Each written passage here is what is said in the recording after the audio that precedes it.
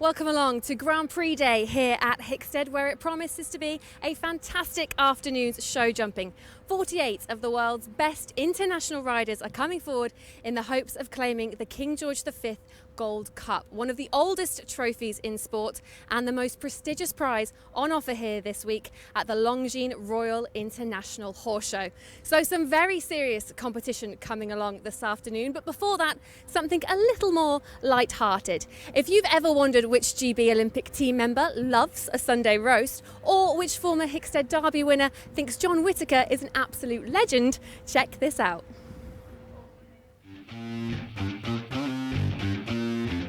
I got into riding through my mother's side of the family. My granddad has a livery yard, so it's been in our generation for years. I suppose we always had horses around home, and then from a very early age I started with small ponies and then it progressed. I was starting when I was 4 years old. My father was riding also some horses, and the first show I did with 8 years old. Horse of a lifetime is a Touch Imperious, the one that I jumped the Derby on. I think the horse of my lifetime so far was probably Monsanto. The horse of a lifetime has to be Victor Blue. He was just second. I've had him 4 years and he's just an out-and-out winner. Oh, right, my guilty pleasure. Wow, it's a really big cup of ice cream. I like a pint. It has to be chocolate. Chocolate. Anything that's bad for you, chocolate, sweets, anything like that. I love Italian food, something tasting, something like that. I'm from Switzerland, so I really like the chocolate, of course, and also the cheese, but my favorite food is some pasta, and pizza is the Italian food. My favourite food would have to be roast beef and Yorkshire pudding. My favourite food is a curry, actually, chicken tikka. I love listening to Mumford & Sons. Or quite chilled music, quite like James Blake or Coldplay or something like that. My favourite music would be Kygo. I love listening to him. Whatever's on the radio. Anything cheesy, really bad with the cheese. My sporting hero is Marcus Ennin. I've watched him for years. He's one of the best world riders. He looks like he sits and does nothing, but obviously he does everything. And I'd love to be able to ride like him, so still and just so perfect. Sporting hero. Oh, that's easy, Tony McCoy. Probably Serena Williams, actually. I suppose Dennis Bergkamp was pretty good in his time, being an Arsenal fan. John Witt, absolute legend. I was lucky to go to Spruce Meadows once, and so far that's one of my favorites, yes. Okay, coming from Germany, I mean, it's your home turf, Aachen. Favourite show venue in the world has to be Hickstead.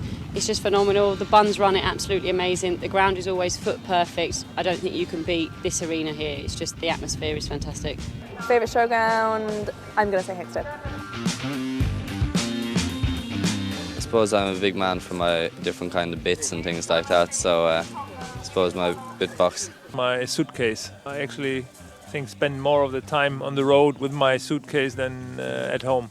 My vital piece of kit is I've got some Sergio Grazia boots that are actually neoprene, and I wear them every day at home with all my young ones, feeding young ones around the fields. Essential bit of kit would be my lucky tie. My most essential bit of kit would be my lucky whip. Essential bit of kit has to be my father. If my father's not here, I don't seem to jump clear rounds.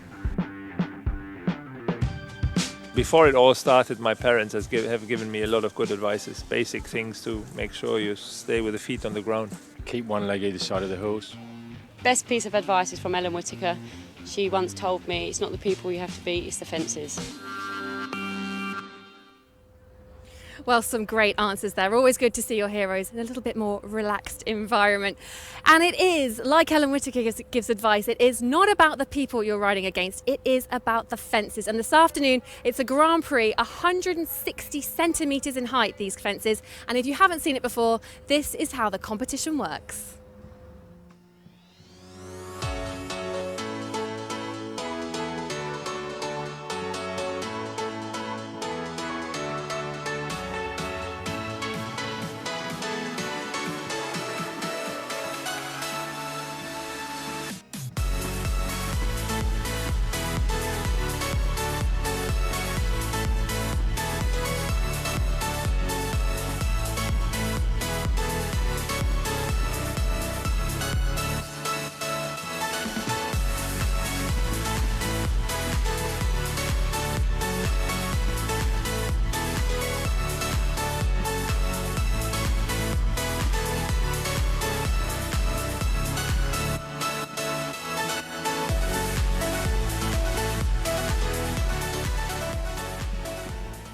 Well, with 48 riders in the class, a jump-off looks very likely this afternoon, and I'm delighted to say I've been joined by British show jumper James Fisher. James, you've just been out walking the course. How's the track looking out there? Well, for the King George and €200,000 pots, it's always going to be big, and it starts off really difficult in my opinion.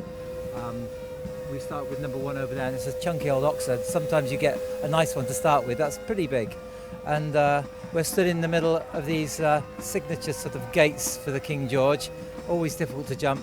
And today they've got it on a related distance, meaning sort of connected with the one preceding it, a triple bar. And the riders we've been watching have been sort of treading back and forward, deciding if they're going to do 6 or 7 strides. So there's always an option, you know, when the course builders do these tracks, and that's what they get the riders really thinking about that. And these gates, you don't see them very often, 2 gates in a row, and they're in 2 bits. And often horses get a little bit lost as they jump them. So there'll be a few horses perhaps having a little look and a fault here. And it's very early on in the course, you know, third fence, it doesn't get you warmed up. We saw yesterday as well, first fence in one of the classes yesterday was catching people out. Kelvin Bywater seems to be a fan of testing them early, but there are some great riders in this class, so we should be seeing a fair few clears? Well, you know, in a class like this, you say a fair few clears. I think the course will be looking 7, 8 clears, and you might get less or more. It's difficult. When you've got these great big water jumps, like you do at Hickstead, that always catches and disrupts the rhythm of a lot of riders that aren't used to this arena. And towards the end of the course, you've got a double of water ditches, they call double of Liverpools, which we sometimes see in the Derby. That's pretty difficult as well. And on top of that, we've got verticals here at 1.60 metre, 1.50 metre, 55 oxes. It's all big and chunky, crunchy. Yeah, it's a big track all the way around, but we've got some really good horses and riders in it, and for sure we're going to get around that number of clears, 7. It promises to be a great afternoon show jumping. As you say, some big fences in here, and of course it is a big arena. For a rider and for a horse, how imposing is it riding into this Hickstead International Arena? It does take some getting used to, because you know, a lot of arenas today, they're on all-weather surfaces. They're quite plain in a way. You know, it's mainly the jumps that catch them out. Here, this is a massive historic arena that riders know that you've got to have a horse that can actually deal with this when they come in. And if you're on a horse that's slightly unsure about it, you know when you go in here that you've got to have your legs on it and keep hold of it, because you can easily come unstuck. The wings, the actual standards at the side of the jump alone make horses look and back off. The more experienced ones, they don't look, but if you've not been in an arena like this, or Arken or Spruce Meadows, you could definitely come unstuck. Oh, brilliant. We're looking forward to it, James. We'll let you go up to the commentary box where we'll be hearing from you and much more this afternoon. As the band come round behind me, a great fixture here at Hickstead. We'll go up and join Adam Cromarty in commentary. Well, thanks to Hannah, thanks to James Fisher as well, who's hot-footing it up to join me here as we get set and ready for the Longines King George V Gold Cup. It really is one of the big ones, not just here in Great Britain, but a title that is talked about around the world. €200,000, that's the prize fund, about 33% going to the winner, so round about 60,000 euros, and of course it's a title that's been taken by so many big names in show jumping over the years, including the USA's BZ Madden, who's won it the last 2 years with a fantastic Cortez C. Ben Mayer, who is here today, won it back in 2013 with Triple X III, a horse that's now with Tiffany Foster and forming part of the Olympic team for Canada. And looking back a little bit further, Kent Farrington, he took it in 2011, Tim Stockdale in 2010.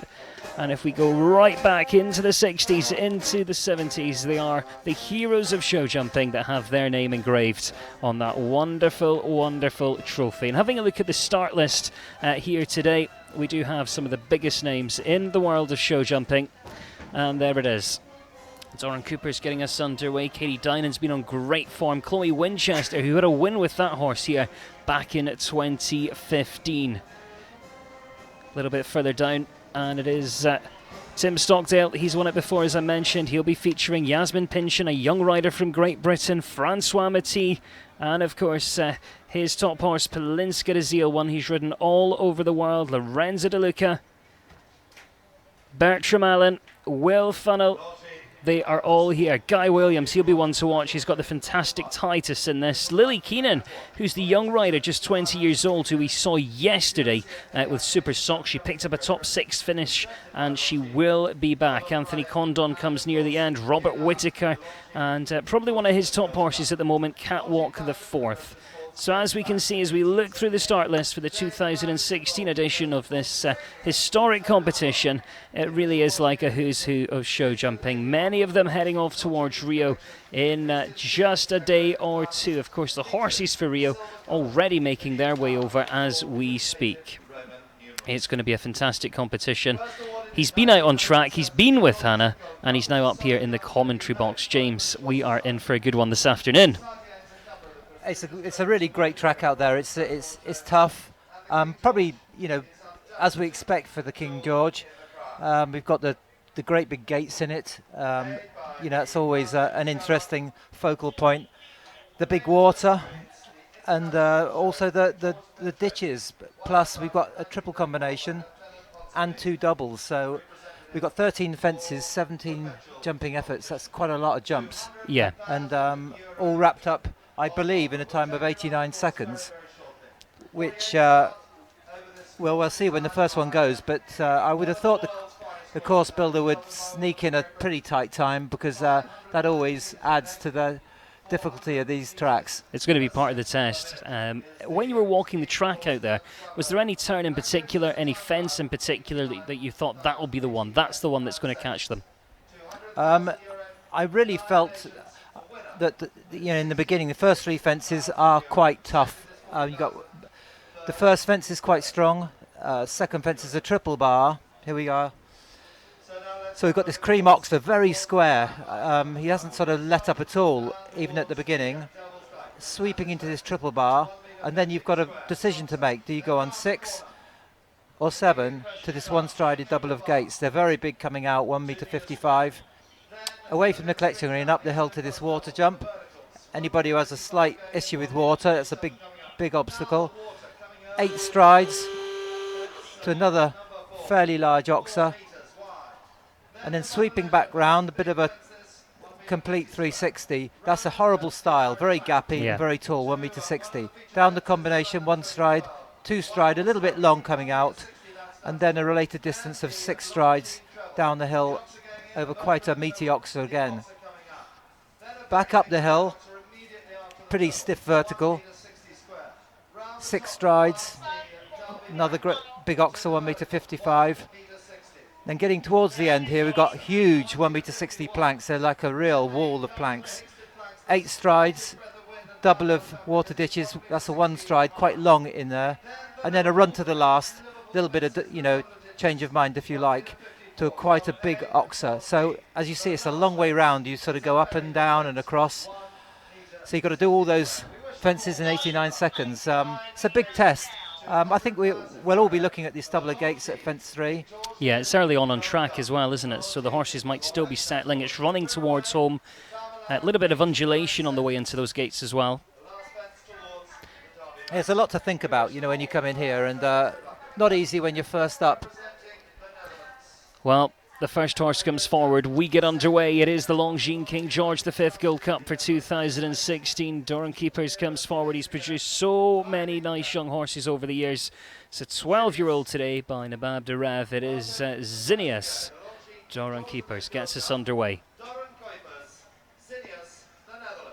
Now a lot of riders will be here on the balcony, just making note of what this does. This is a pathfinder. It is, yeah. It's always very interesting.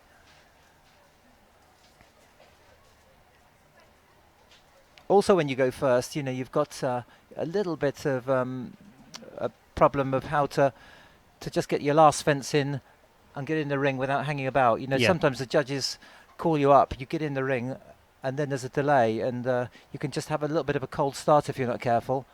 And when you've got a big oxer, as we have at number 1, it's not easy if the horse slightly loses its concentration. No, exactly. So we've had a look at the 3D course animation. We'll have a look at this first going round. We'll see what the time's like, and perhaps the fences to watch. It's a kind of smooth rollback here. Yeah, you're committed to coming inside because you can't possibly go around that table. Now probably to the first real test. Yeah, going very direct on that 6 strides and jumped that really well. No problem at all. Water comes quite early on. Yeah, and it's away from home. It's always slightly harder to jump. When you jump it the other way, you're actually slightly uphill, going downhill. Now this is a very tricky vertical. You can see straight through it at the water which you've just jumped. Really gappy. Now to the combination. Just jumping absolutely like a cat. 6 strides down there? Yep. You've got this space here though, so I suppose you can rebalance them after that. Yeah, a little bit of running, but that's where the sort of the time allowed comes into play. You don't want to be hanging about too much on corners, having a breather. This is a little bit of an unnatural turn back to these great big planks. Looks like it's jumping into the grandstand as well. I don't know if it walks like that down there. It is a bit. It does face you into the stand. Little tap coming in, but it stays up. Ooh. Now that was an absolutely fantastic round. Doran would love to see that on video. That was absolutely immaculate. He didn't really ever look in danger of hitting anything. It was absolutely fantastic. He made that look easy, and I think we must just we must tell people that that's not easy. It's not going to be 44 clears in this one. Well, it's always difficult to judge the whole class on seeing a round like that, and you know, the course builders will just. Well, they know, I think, that the time's okay anyway. But yeah, definitely. In terms of difficulty, I think he's probably got it just about right today. But that's an exceptional round. Well, 85.15, it is clear for our first to go, and we go now to the United States of America. Katie Dinan comes forward. Nougat du Valais. This is a horse that she classes as her best friend. It's one that's got 2 stable names. It's either Nugget or Nunu. And it's lovely to have a friend when you come in an arena like this. Yeah. And, you know, she's got another superb horse in Douglas, which she's quite a new ride to her, but went very well in the Nations Cup on Friday, jumping a 4 and a clear. She's a really nice rider. She's been studying at Harvard. She's studying biology. She told me what type of biology, but to be honest, I couldn't really understand the type of biology. It's very complicated. Super horse, though. Yeah, she's coming on a very direct lines to everything, and this horse is really doing somersaults. Bayat Mandley's been training Katie for the last 3 years.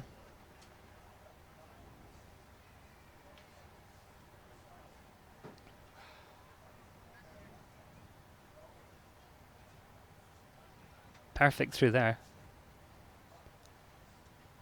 Did she take one out down that line? No, 6 strides down She'd the hill. come down in 6. She's just very bold in the way she's tackling everything. You know, she's going very direct, making it look very easy again.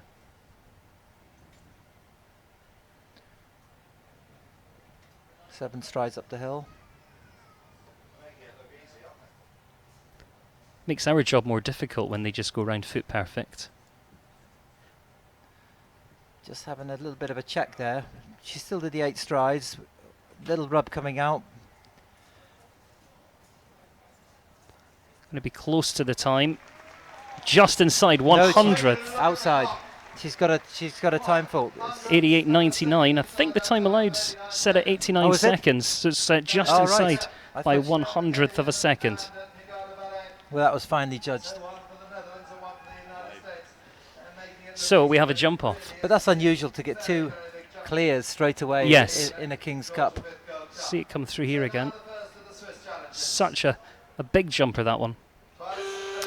So 2 gone, 2 clear here in the 2016 Longines King George V Gold Cup. A lot left to come though. It is to Switzerland we go. Christina Liebherr comes forward now. A horse that's been very consistent for her. This one's a 12-year-old. It's by Darko. Yeah, this is another really big jumper, and a horse I really like. I saw it got a really good 5th place in the Monaco Grand Prix this year in June, and Christina often follows the Longines Global Champion Tour shows and is very successful. Just had the first part of the double of gates down.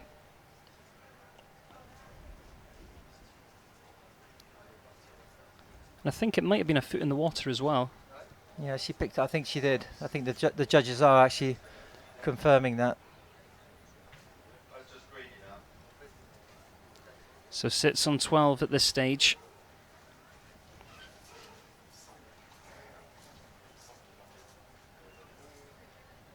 Philip Weishout just recently won the Aachen Grand Prix on LB Cornell, which is a horse that Christine, well, their family own, and it is a horse that she produced as a 6 and 7 year old. So they have great strength in their horses.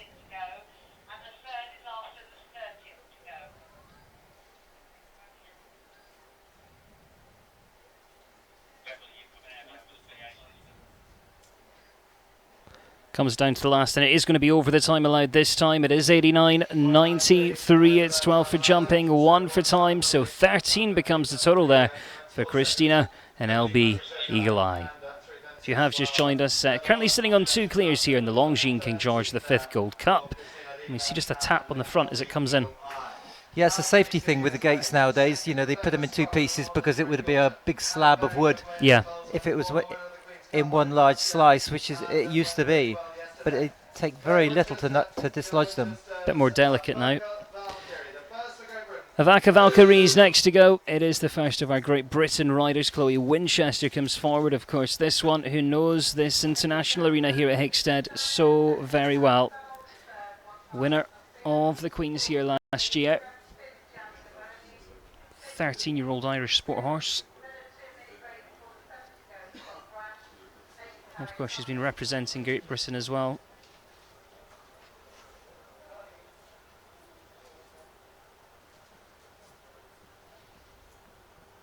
Well, Chloe knows that this horse is pretty much at ease in this ring, so she can concentrate on jumping the fences, not sort of getting the horse to them. Quite bold there for her, the 6 strides was. That's why a lot of riders were looking at that line. It's a very, very committed 6, and it for her, she had quite a bit of pace going in there.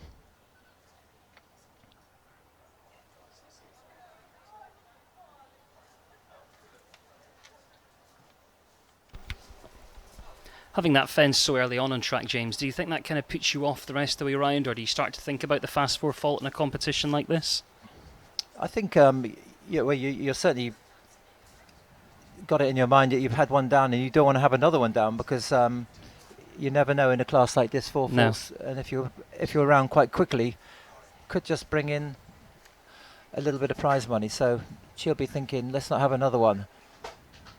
It's a long way round as well when you have an early fence.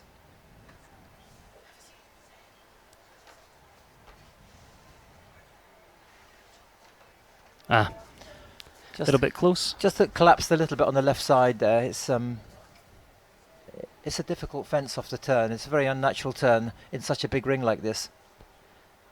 And of course, as always, the plank's so very delicate as well. 86.57. It is 8 jumping faults there for Chloe Winchester, Avaka Valkyrie. 4 combinations gone so far. And we stay on the 2 clears at this stage. It was back feet as it came in there. Yeah, not much of a touch. They take very little to actually dislodge them. Caught the plank good and proper, but not a bad round. This is a tough course. The first 2 made it really look easy. Yeah. And this just puts it in perspective. What a long way round it is, and how tricky it is in parts. Well, here comes a horse called Capera the second. It's certainly been very consistent by the stallion. Come on. Nadia Peter-Steiner joins us now. She's based in France, represents Switzerland.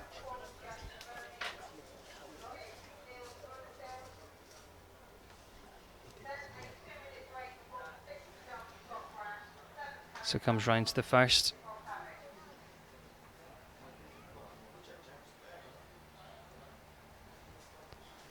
She always looks really focused in the ring. You can see them almost counting the strides down the line there. Did an exhibition through that double Nadia spends quite a lot of time, well, she actually lives in France, and has been very successful around the 3-star, 4-star shows.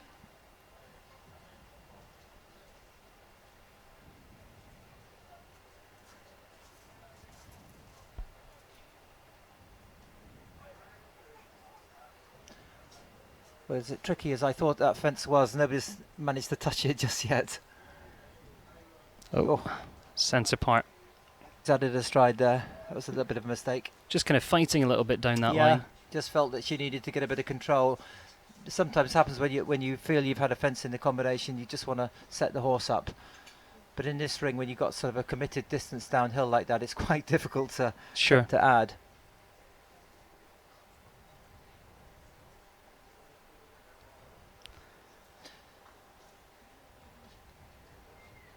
It's sort of course that there's no real particular area you could say is especially difficult. I think there's zones all around it where you can actually have mistakes. Yeah, definitely.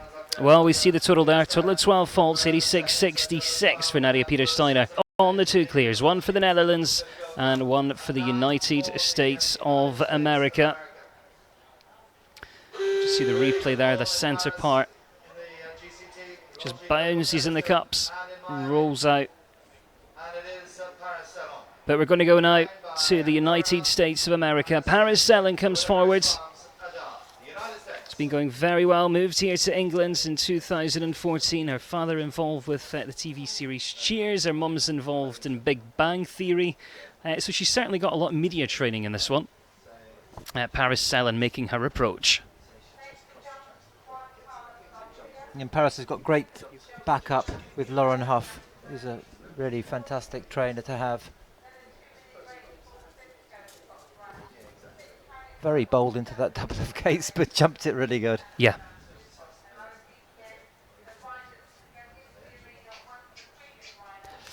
Balloons over the water and just catches at the front feet. It looked like she was going to jump that easy and must have just put her foot back on the landing. The water in this is about 4 metres wide, isn't it? It is. It's always a sort of a part of the course that makes a big difference to every competition you ride here. As I think we mentioned yesterday, you don't really get to see a big open water like that in too many places around the world.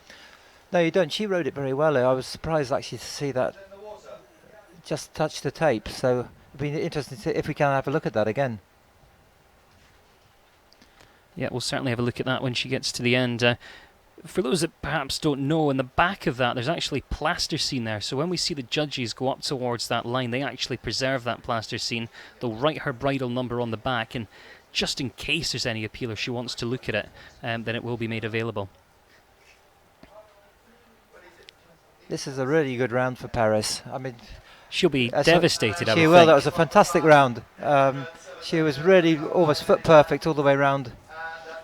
A little bit steady. It's almost mean, really, to get a fault on a bit of plasticine like that when the horse is performed absolutely amazing. Great horse it is for jumping. 1 for times, a total of 5. Here's the water. It almost just brought its leg back, didn't it? Yeah, it's difficult on video. You know, looking at the replay, it looks like she could have perhaps been a little bit closer to the takeoff, but you know, sometimes horses do just put a foot back like that, just as a little bit of confidence, I think. Juan Carlos Garcia comes forward now. Great story about him. He started riding when he was young to help round up the cattle on the family farm. But I would say the sport of show jumping is much better suited to his talents. 3rd in the Grand Prix with this one. Just a couple of weeks ago, it is Gaetano van het Berenbrock. Juan Carlos Garcia for Italy.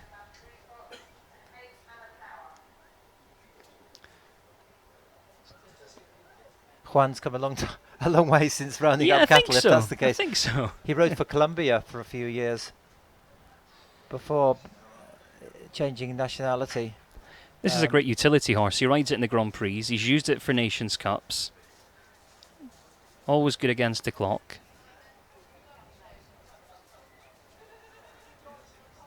Just a little rub at that vertical.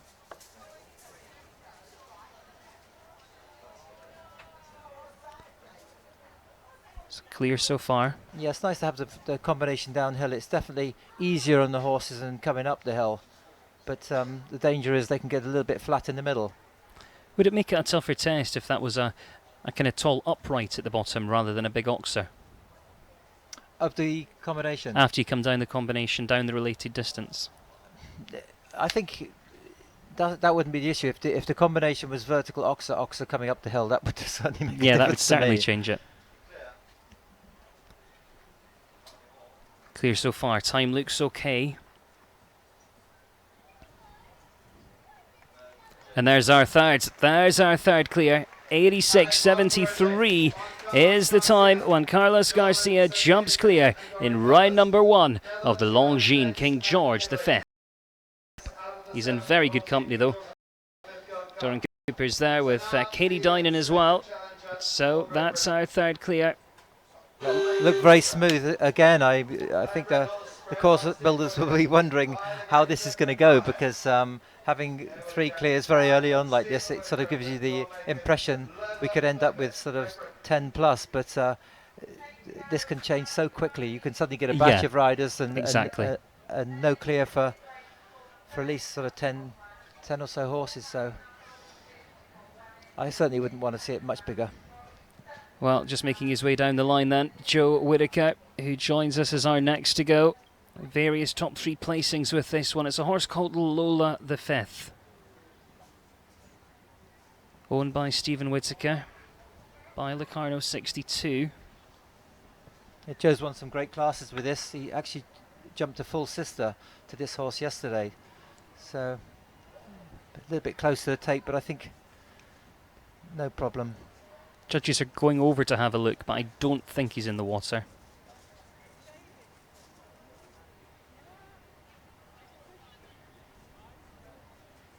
Nope, judges are happy. Oh. Oh. Well corrected.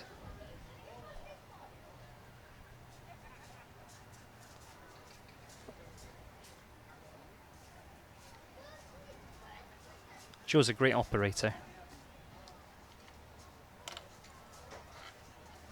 Taking the extra stride up the hill. We saw the last one do on 6. It just shows you the sort of the options that you can actually put in. Now he's got to just get him through this double of waters. Not something you see every day. Can hear Stephen in the background. Yeah, there's a few Whitakers out there. It's a big ask when your horse doesn't see that very often. No, that's a shame. That was purely just experience, really. If you could just show the horse a fence like that at least once in a season, you know, you have a much better chance of just riding to it and expecting the horse to go. But that horse didn't do anything wrong on that. That was an absolutely superb round. Really well ridden by Joe. Really helped through the combination. Well, in the end, he does finish on the 4, 85.29, slips into 4th place, but of course a very strong field here with a total of 48 combinations coming forwards. Gianni Cavani coming next then. I think this one could be our next clear, you know. I saw him just a couple of weeks ago, and certainly he's got the experience. He was top 3 in Dublin. He's ridden in the Olympics. He's ridden in the World Cup finals. He's ridden at the World Equestrian Games.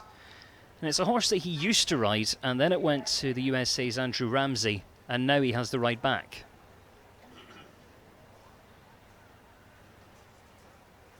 Yeah, Gianni's had many good horses over the years, and you know, he's a real stayer. He's a major rider for the Italians.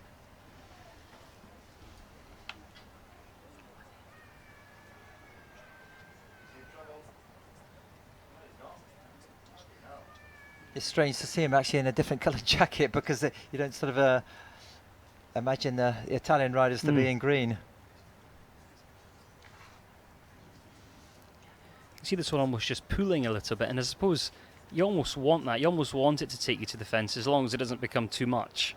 Yeah, he's just got away with that. He actually prefers to stand his horse off just a little bit, and ended up getting very deep on the 7 strides up the hill. We've seen a couple of them do 6, and maybe just that little bit of unsettled striding up there just caused that mistake at the plank. didn't look like really hitting anything otherwise. No, but it's not to be. It is a total of 8, 87.30 and 8 jumping faults there. So just slip down our leaderboard into 7th with the 3 clears for Gianni and Win-Win.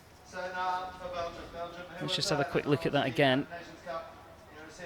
Little Tappy coming in, then managed to correct down the line.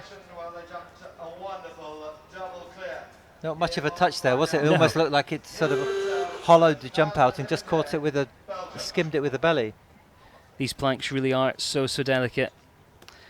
It is Niels Brunels who comes forward next. Niels, who grew up in a dealer's yard. He rode so many young horses as a kid. And I think he puts his success almost down to that because he got so much great experience. But it's a 10-year-old horse that he brings with him today.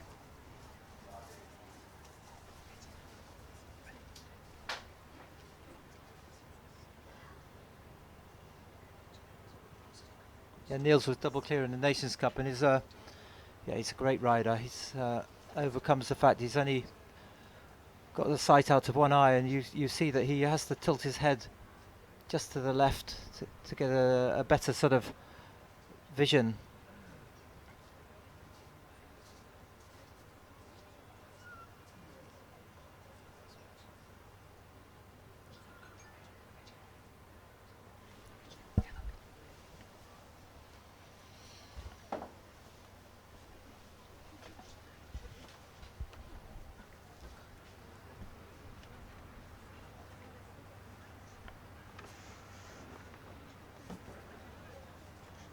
Little bit of a stretch coming out of there. He did walk a bit long, and he just had to put a bit of leg on and stir the horse up. Now he's moving on. He thinks a bit conscious about the time, perhaps. He certainly wasn't racing around the first part of the course. Yeah, the time, we've seen one or two get a couple of time faults. They've always got to be cautious of it. He certainly suddenly decided he needs to up the pace.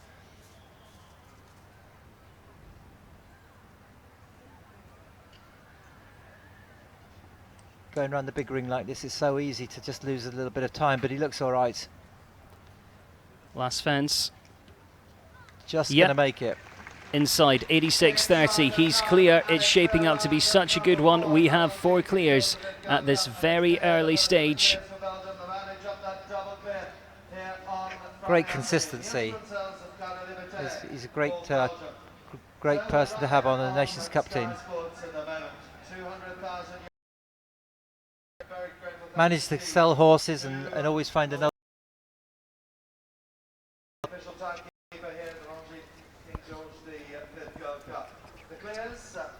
So we're getting set and ready to see some more horses come forward here in the Longines King George V Cup. Rory Bremner's joined us. Hi Rory, how are you? Hi there, how are you doing? Good, thank you. Don't ask me anything too technical, will you? This is a serious course though, isn't it? It's a very serious course. We've got some of the very best riders in the world. We are going to a commercial break, but will you stay with us? Yes, of course I will. Perfect. Well, do stay with us. We're going to be chatting to Rory Bremner. We're going to be picking up the action here on Sky Sports for the Longines King George V Gold Cup.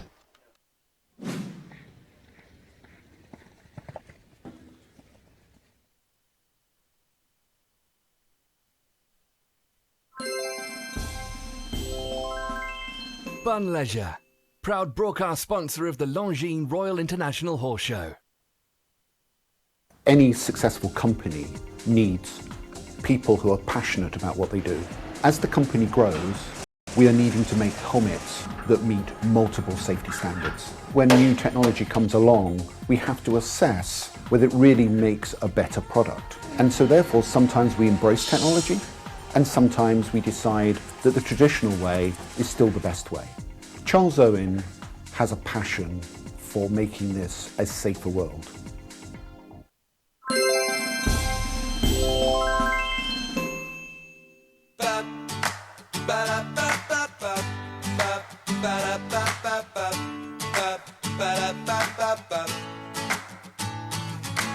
At Bun Leisure, you'll find everything you need for a fantastic holiday. Fun, family atmosphere, fabulous entertainment, all in our sunny South Coast seaside location. Book online at bunleisure.co.uk. Bun Leisure, proud broadcast sponsor of the Longines Royal International Horse Show.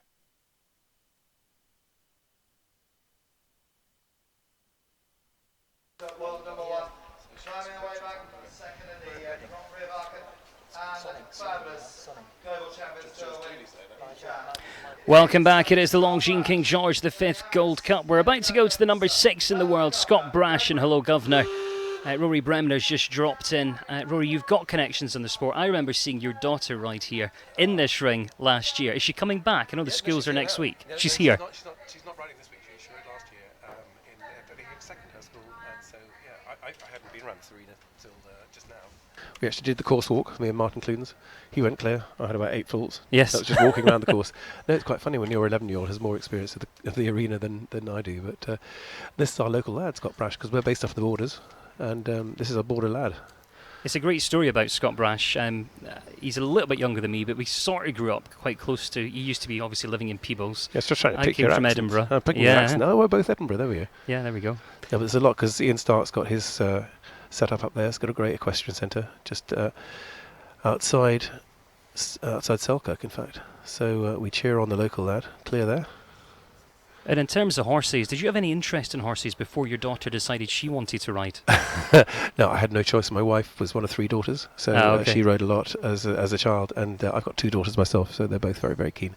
And yes, the 15-year-old's a bit more like me. She's a bit more nervous about horses, but I think the 12-year-old certainly wants to be a proper rider, and she's doing the Trailblazers next week, and we'll see from there. But she idolises, the Bay and Mayers and the Scott Brashes and the Whitakers, of course. The Whitakers must be great for you. I bet you can do a good John Whitaker. Well, we were just talking. So she said from Yorkshire. He said, "Right, Geoffrey Boycott." He said, these things, I could never be a proper jockey, never be a proper rider. Too many run-outs. That's what I'd say. Now look at the size of that fence. Can you imagine Sachin Tendulkar jumping that? Sonny Gavaskar, he'd never get over 160. Oh, he's had one down there. No, they're I mean, there's a lot of Whitakers next door on the balcony, and they take this very seriously. Oh yeah. Yeah.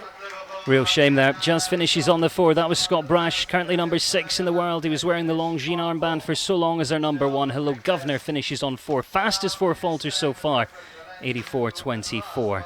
Just see this again, I think. But not going to the Olympics this year, Scott Brash. No, he's not. So. He's got a great string of horses up and coming, and Scott's one of these riders who, I mean, they all look after the horses, but he's so careful to ensure that he really does give them the very best.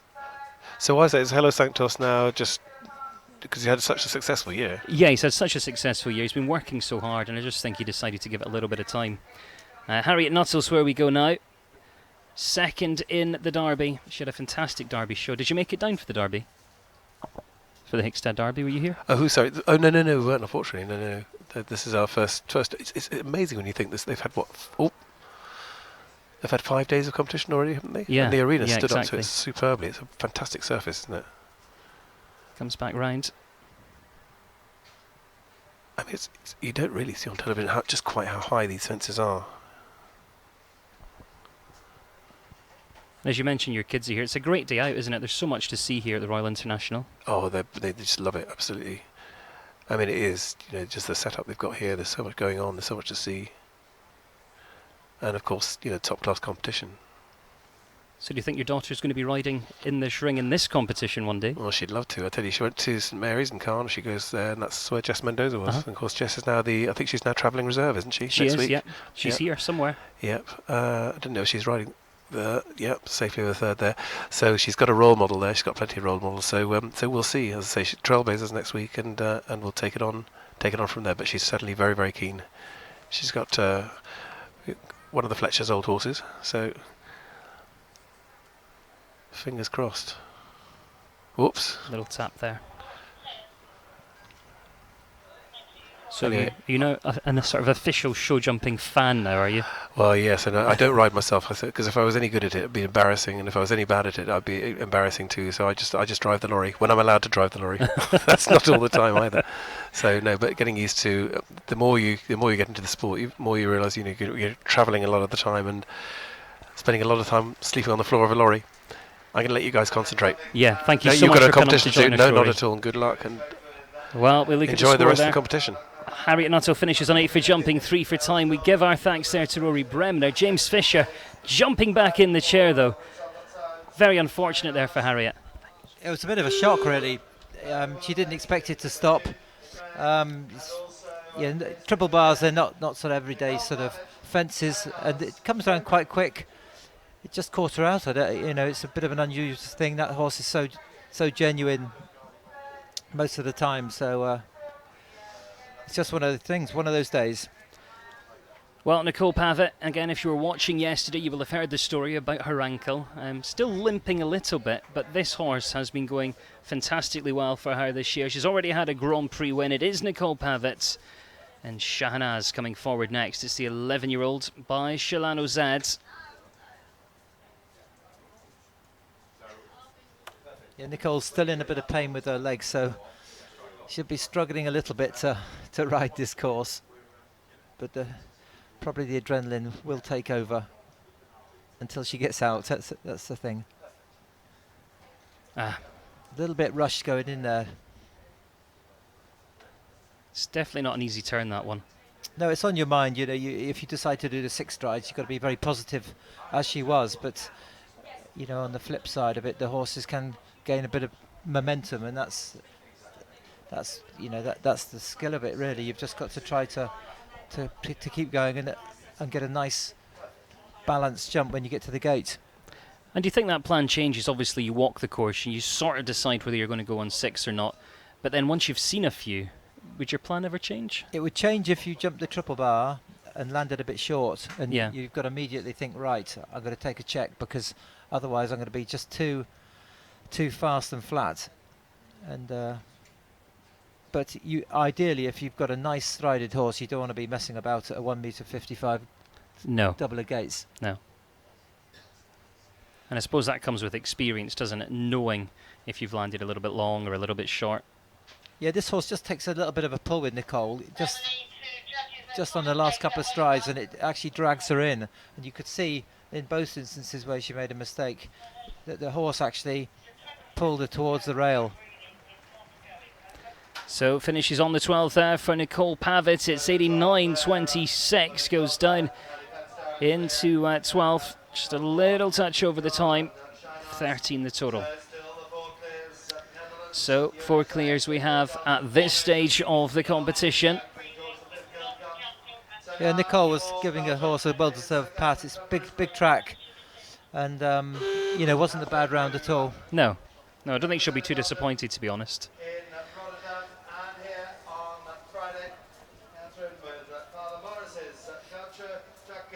Catherine van Rosbrock comes forward next. It's the horse that went to the Nations Cup in Rotterdam. It is the 10-year-old Gaucho de Quinta.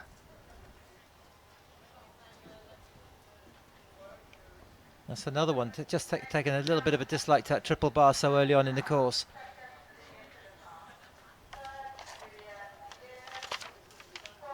In terms of riding a triple bar, do you have to give a lot more power coming in than you would say an oxer? You tend to, and the danger is if you take it on a little bit too strong, the horse can actually pitch off a stride early, which has happened to many riders in the past. So if you've had a bit of a hiccup at a triple bar, it's not the nicest fence to actually ride to, especially here at Hickstead, because there's absolutely no filler at all. You've just got a massive poles.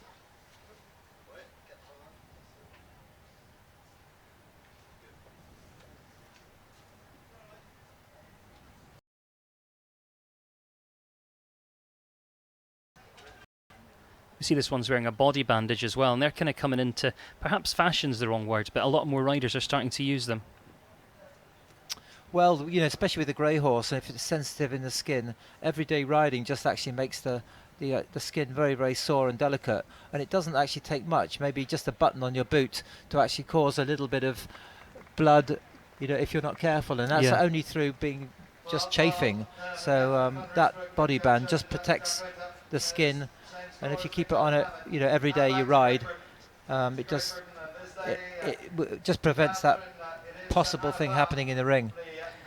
Well, to confirm the score there for Catherine and Gaucho de Quinta, finishing on a total of 12, 86.49 is the time.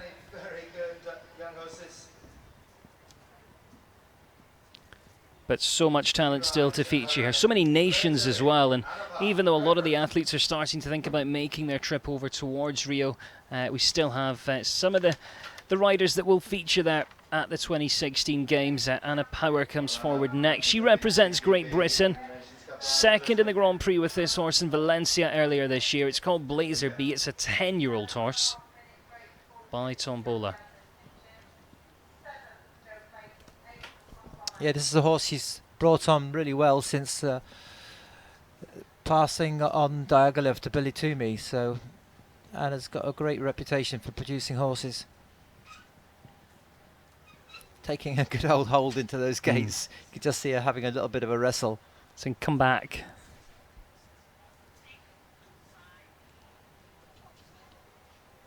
That was well ridden at the water. Let's hope she's not in it.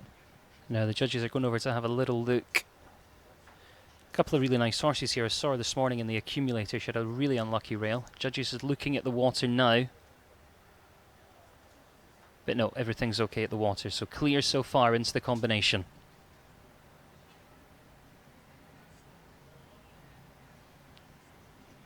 It's lovely to have a horse that can actually, really get across the fences, especially in this arena. They're very, very wide oxes. And you can see this horse has got plenty of power.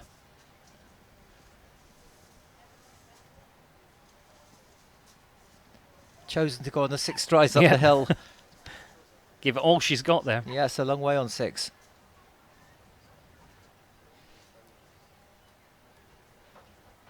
It's not over yet, though. I mean, this is another quite intricate line. Yeah, a little bit of a slap and tickle over the ditches, but she got away with it. Just the last, just inside the time, is she? Yes! 86-84. The crowd applause. She does the fist pump. She's over the moon. And so she should be. That's a fantastic round for her. What a great horse. That's the biggest course probably this horse has seen in an arena like this, especially. That's a fantastic round.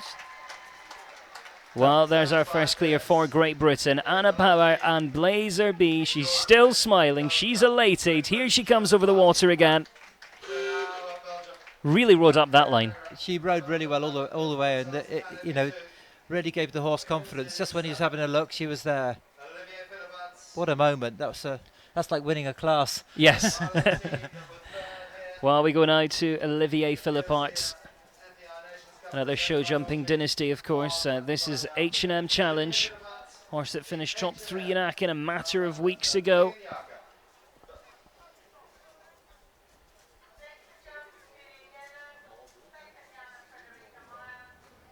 Such an experienced athlete now. He spends, he's really on tour all year round.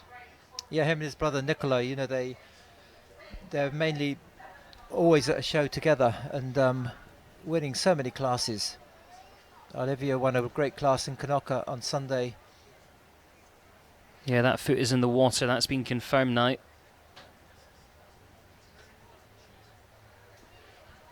Both sponsored by H&M, and they're really good ambassadors for the brand. Yeah, they do a bit of modelling for H&M as well. Yeah, they've got a great image. I go to a show in Washington International, which is right in the middle of the city, and they get great crowds in there. And people that don't even know show jumping, all the girls always come down to get their autograph after the pressons.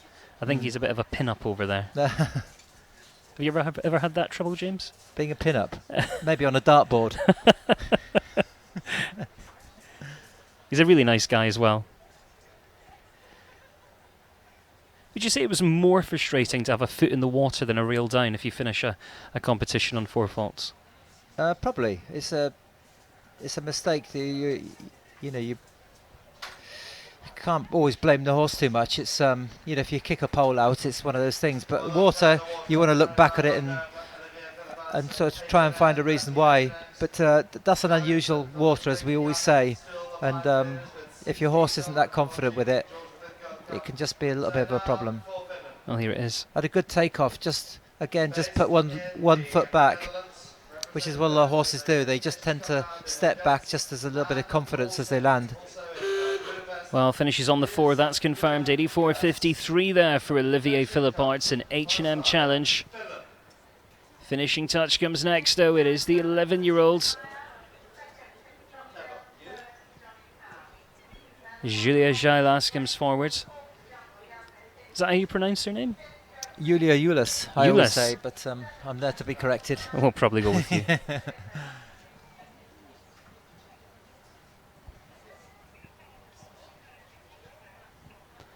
I'll be honest, this isn't a rider I know too well. Yeah, Julia is based very much in Holland, has done for many years, and she produces a lot of good horses. Oh, that's just hit a nerve, I think, the horse, just on the gate there. Yeah, we can just see. Yeah, hopefully he'll walk that off.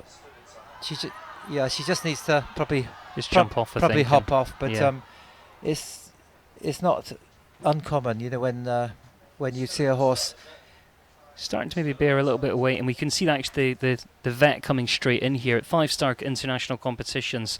There has to be the treating vet at the ringside all the time, and these things can happen. And oh yeah, they're fantastic at shows nowadays. You know, there's every help on hand. Yeah, and they're just going to make sure straight away that this horse hasn't done anything more serious than stun a nerve.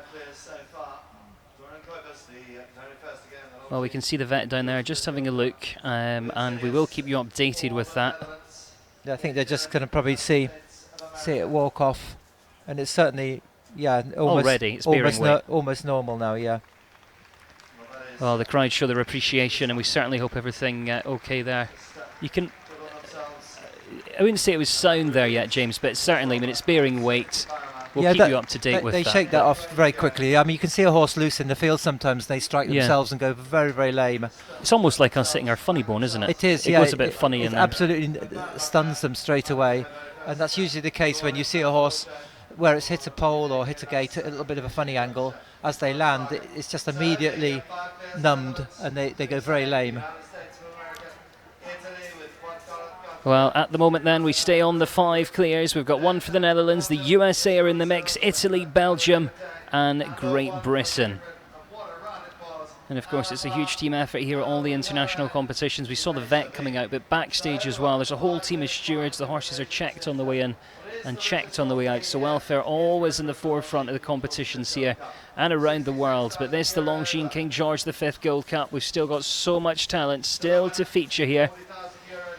But who's it going to be this afternoon? At the moment, we've got one through for Great Britain. That's Anna Power.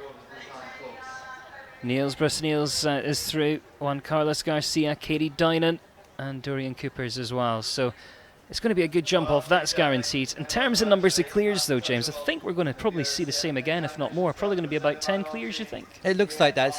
It's got that sort of complexion about it. We've got 5 on 4 faults, so not bad scores today, so it sort of indicates that we're going to get a few more clears, and I like to see that. I like to see a good old jump off. I think the crowds do as well. I think the crowds do. Get good value for money. Yeah, exactly. And they want to see these riders look for the turns. They want to see them push on. And here's the next one coming forward now.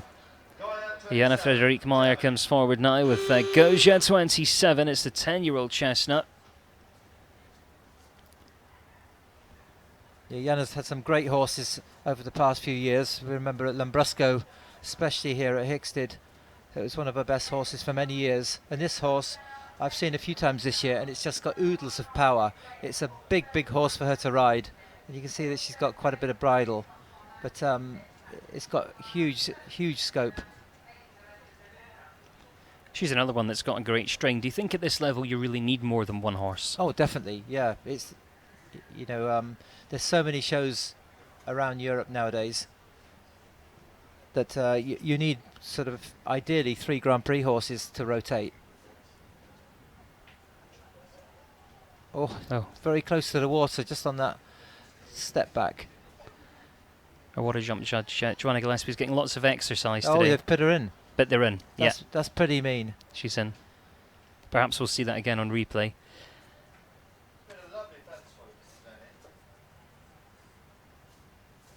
I think Jana would have probably seen the judges put that lollipop up as she came down the hill. That's the other funny thing with the water. If you hit a rail, you normally know if you've had it down or not. But unless you're actually splashing in the water, there's not any way of knowing unless you see the judges. No, you're perhaps sort of slightly concerned if you've come close to it, but they made that quite obvious with the red, as I call it, a lollipop. But I'm sure there's a better name.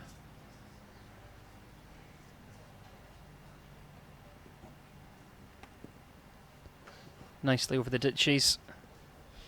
Well, she's not the first to come home with just a foot in the water, but that is the final score. Finishes on the 4 faults. 86.35 is the time that for Jana Frederica Meyer. Slips down into ninth. One of our steadier 4 fault rounds that we've seen so far.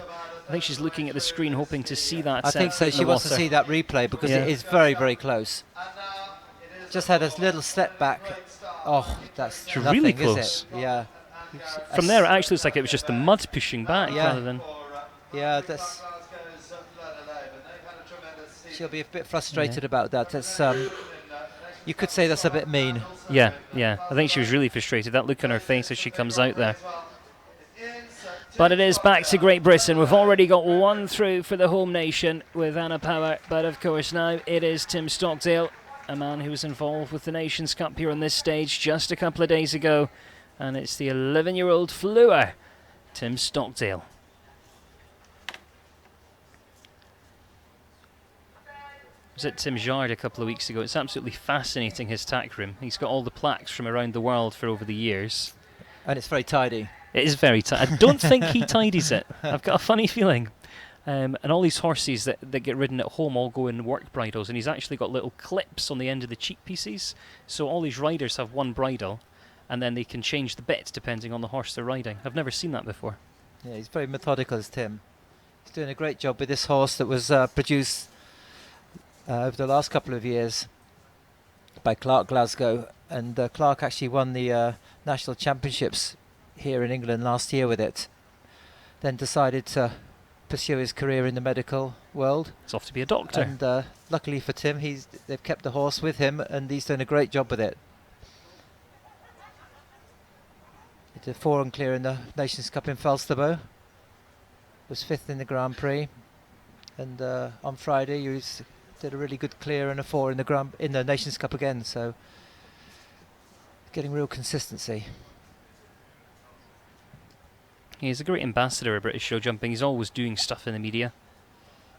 Yeah, he really works hard, does Tim, and he's had a very sort of tough time really over the last few years, and he's come back. He's a real fighter. Comes down to the last. And it is 2 through for Great Britain. 84.98 clear for Tim Stockdale and Fleur. He will be back for that jump off. Look at that smile. He's happy. But he made it look easy as well. He's very comfortable all the way around. That was he almost made it look routine. Yeah, he did. Super round, super horse. I think we'll see a few slow-mos of that, but you can see through the combination, gave an absolute exhibition. Yeah, he's really happy with that one, quite rightly so as well. Here comes the replay as we see him float over that upright, and it's really gappy, that one as well.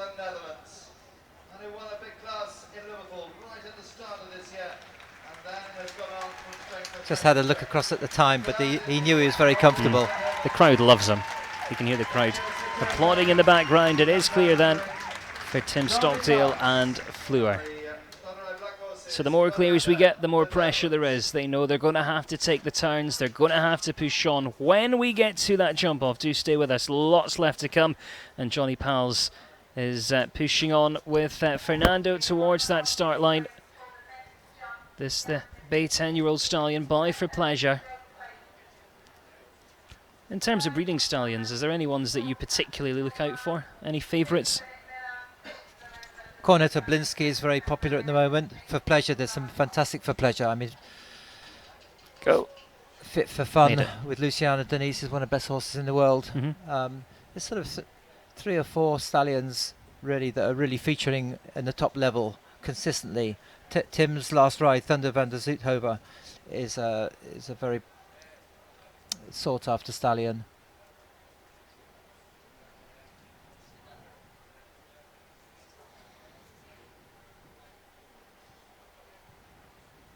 This horse was also placed in the Grand Prix in Falsterbo in Dublin and jumped in the La Ball Nations Cup. Double clear in Nations Cup in Dublin. Right. So really flying. It's on good form at the moment.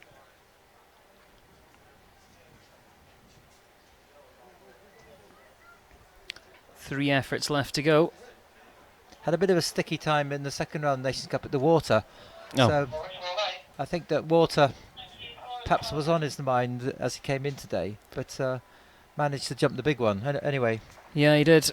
But it is the first part of that double of ditches that comes down. It is 4 jumping faults. 86.70 there for the Netherlands. Johnny Pals and Fernando. So we come to the halfway stage. It is 6 clears at this stage. Really jumped the water well there. Jumps the Hickstead planks, and just a little tickle as he came in towards that double of ditches. But we've got some good horses, some good athletes through. The Netherlands, the USA, Italy, Belgium, and now 2 for Great Britain, all represented. We get ready to see the final half, but do stay with us as we return in just a couple of minutes here on Sky Sports.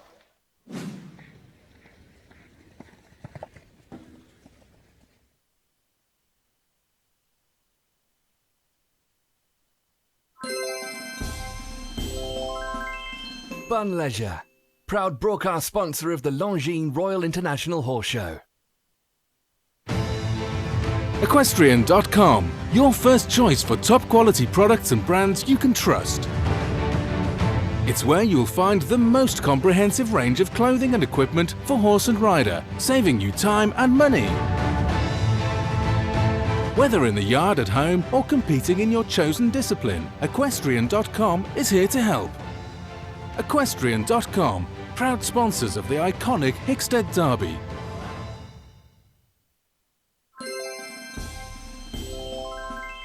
Bun Leisure, proud broadcast sponsor of the Longines Royal International Horse Show.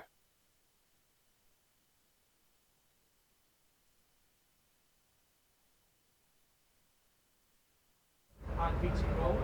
Camera 1 next, stand by Adam to throw that to Hannah. Come to 1, 2, 1. Adam throw that to Hannah. Come to 9 next. Adam's back in. I can't hear him. Stand by Hannah. There's lots of riders out there, and Hannah Wilkes has come up to see who she can find. Well, I found Robert Whittaker, who's going a little later on in the draw for the King George V Gold Cup. Rob, I know you've been watching all the rounds so far with keen interest. What do you make of the track? I thought it walked quite difficult. It's quite a long way round, and I actually don't think that they're making too many mistakes. I think the double water caught a few out, and the water jump. But apart from that, it seems to be jumping pretty fair. 6 clears so far. Are you optimistic of joining them? Yeah, I hope so. He jumped very well yesterday, so hopefully he's going to jump clear. It has been a while since there's been a Whittaker name on the King George V Gold Cup trophy, so best of luck this afternoon. Thank you. Thanks very much for that. Thanks to Robert Whittaker. He will be featuring a little bit later on here in the Longines King George V Gold Cup. But we get back, and it's another one of Great Britain that comes forward next. Yasmin Pinchin, the 14-year-old. It is Ashkari, a horse that she's ridden at Royal Windsor, a horse that she's been riding on the European one that's been quite consistent. It's just won the accumulator on Van der Vivaldi, so they'd be wondering perhaps if they should put that one in this one. In this one. That's what sort of Gary mooted to me as I was walking the course. Gary's Yasmin's father. But this is a very, very experienced horse and a lovely one to be on when you've got something to tackle like the King George V.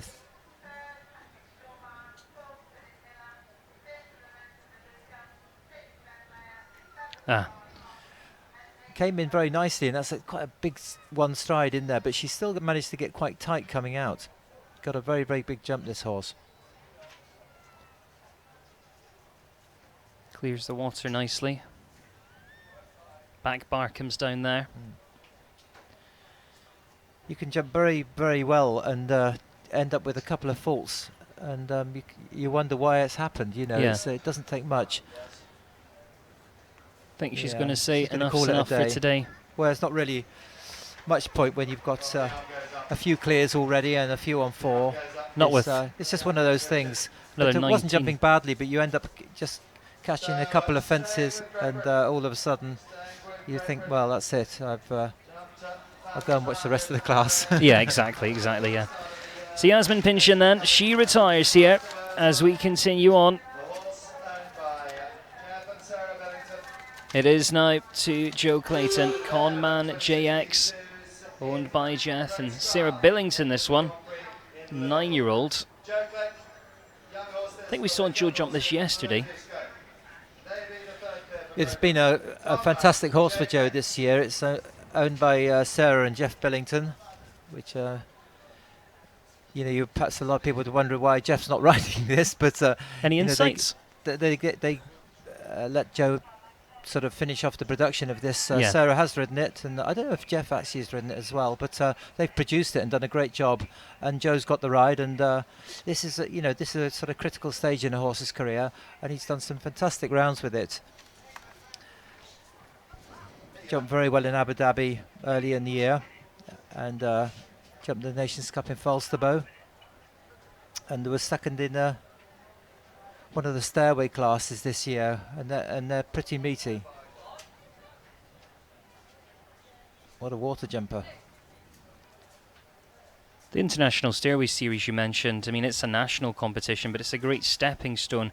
Do you think it really helps these horses step from national to international competitions?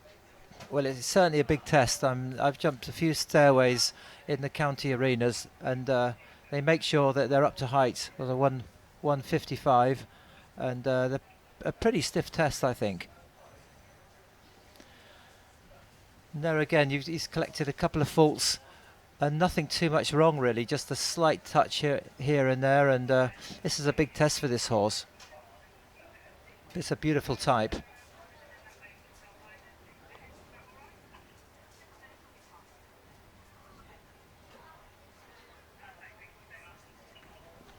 As the plank as well.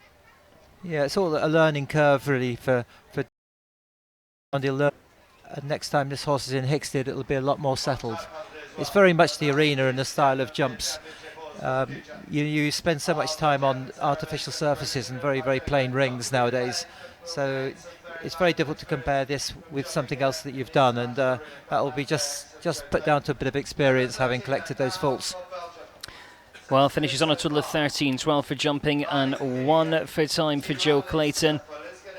Francois Matty comes forward next. Pelinska de Ziel, it's a 13-year-old, and one that he's had for a number of years now. I saw him jump at Spruce Meadows throughout the summer series last year and at the Masters. Spent a lot more time in Europe over the summertime this year.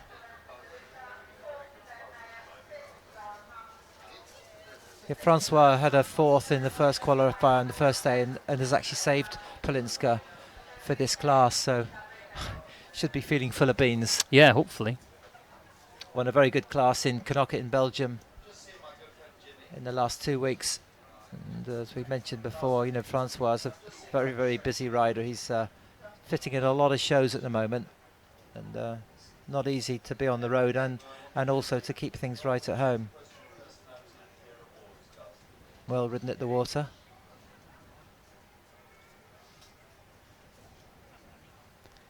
Really nice guy as well, and I think his family travels with him quite a lot these days. Yeah, he's unbelievably well educated, Francois. He speaks so many languages, it puts us to shame, or puts me to shame really anyway.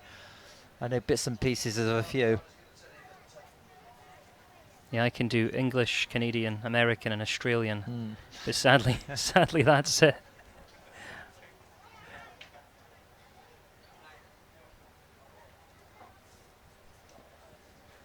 Francois does a great job for Team Harmony. He's the rider for, well, one of the riders for Princess Haya. They've got a great team and produce many horses.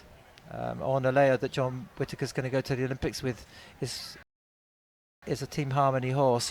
And comes round then. Certainly okay on time.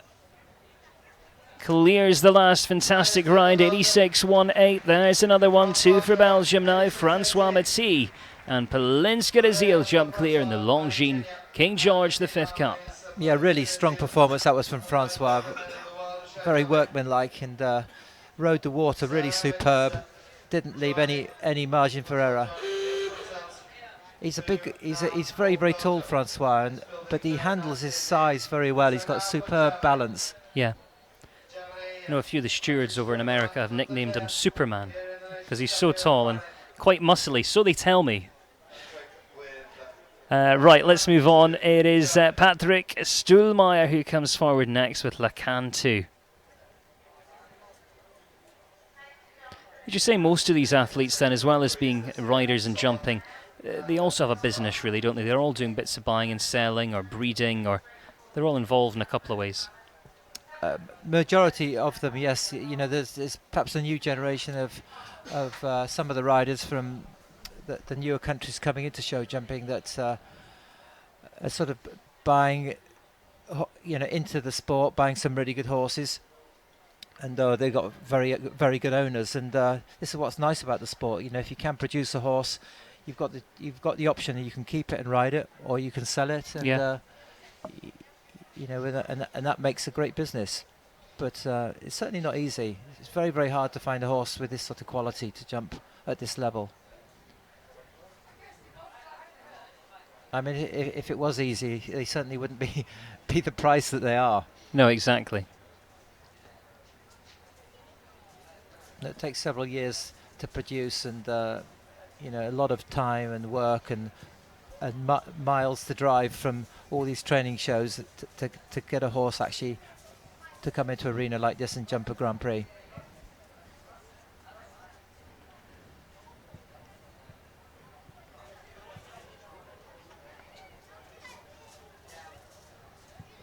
They're really tackling this course well, Adam. It's if he can get through this double the water ditches, which he does, all right for time. Yeah, fine for time.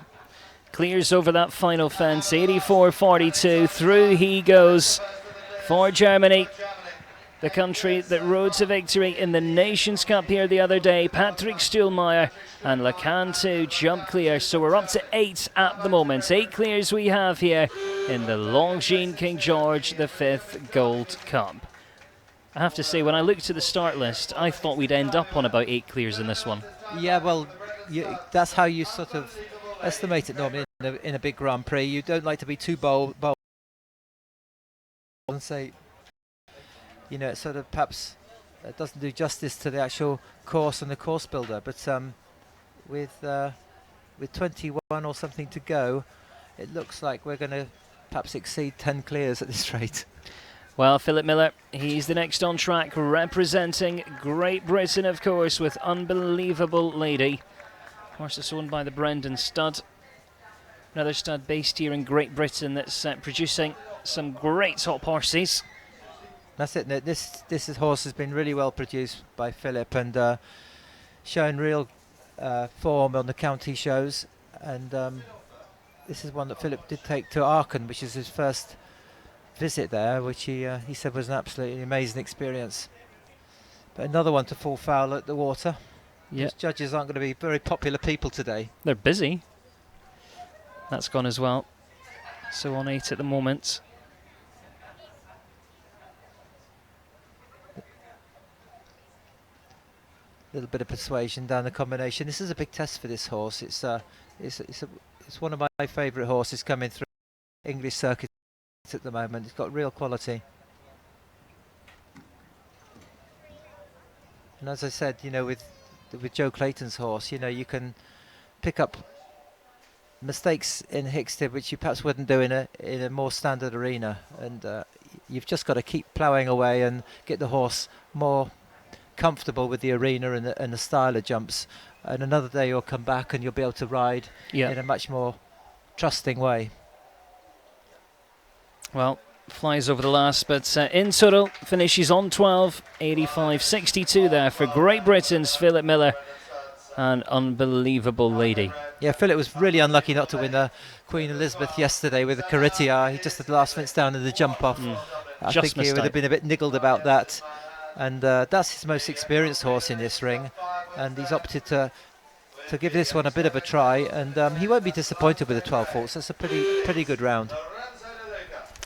Well, we go then to Italy. Lorenzo De Luca comes forward with Limestone Grey.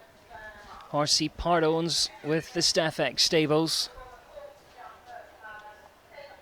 This is a man you see at lots of global champions tours. He had an unbelievable Dublin horse show. just over a week ago that they won the Nations Cup, and I believe he won at least three classes, and phenomenal really on Facebook the messages that were coming through. But the Stefek stable, which is owned and controlled by Stefan Conter, they've got so many good Grand Prix horses.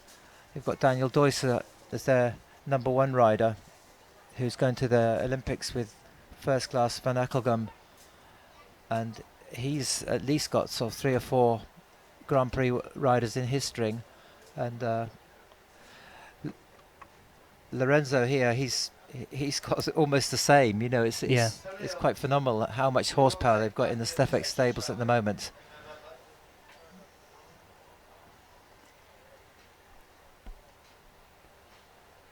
The amount of good horses that are around at the moment doesn't make the course builder's job very easy. No, they can. The course builders can. It's a tough job. They can make or break a competition. So a lot of responsibility. I think they've done a pretty good job today. I, for one, like to see a few clears, and it is a challenging track. The crowd do like to see a little bit of jumping against the clock. Yeah, they do. That's where you get the thrills and spills. Now that's just purely the water trays. Just make the horses freeze their jump. That horse just left its back legs in looking at the next water jump. You know, it's one of those things they don't see very often, and just enough to catch Limestone Grey in this occasion. Well, finishes on the 4:83.46 is the time. Our fastest of the 4 falters. Jumps nicely over the water. Amazing jump over the water. In fact, the whole round really, it was just the double of Liverpools that made the horse just take a look and forget his back end just for that split second. Well, here's a man that is on his road to Rio. It is Ben Mayer, Diva the second. The 11-year-old by Cannon. Horse that Ben Mayer has a share of the ownership of.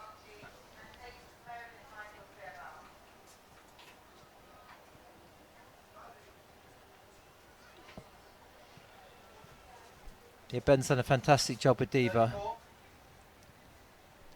He won the Grand Prix in Olympia. There's that first. He's the first one to have the first fence down. Yeah, he is. He is. And I was surprised actually not more have had that. What did you think it was coming down that line? Just a little bit deep. It's yeah, it's just a. You know, just caught him out in the first fence. I just didn't really clear the back rail. Just chipped it. Judge is just going to have a look at the water once again. I actually wasn't really concentrating on watching it jump the first fence. I was more focused on the next line. Perhaps we'll see it again. Just picked up a water jump fault as well. So we're up to 8.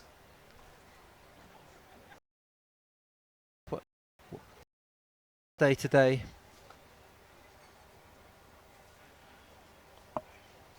Won a fantastic Grand Prix in Wellington in Florida at the beginning of the year. And it's got a great string again.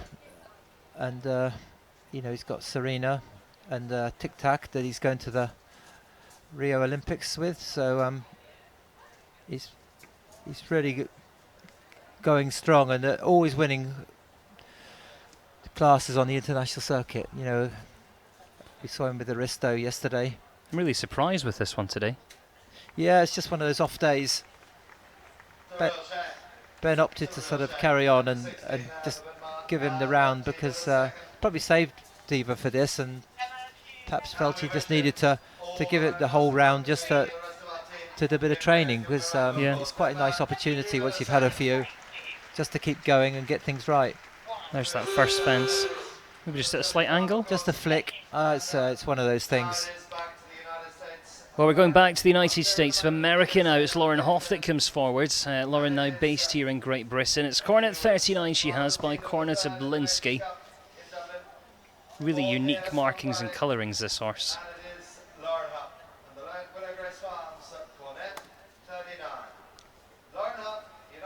Yes, an unusual colour. It didn't start out life as this colour. It sort of developed into a sort of a patchy grey as it's got older. by the great Cornetto Blinsky. That's one of the stallions I mentioned in prominent sort of stallions in the world at the moment.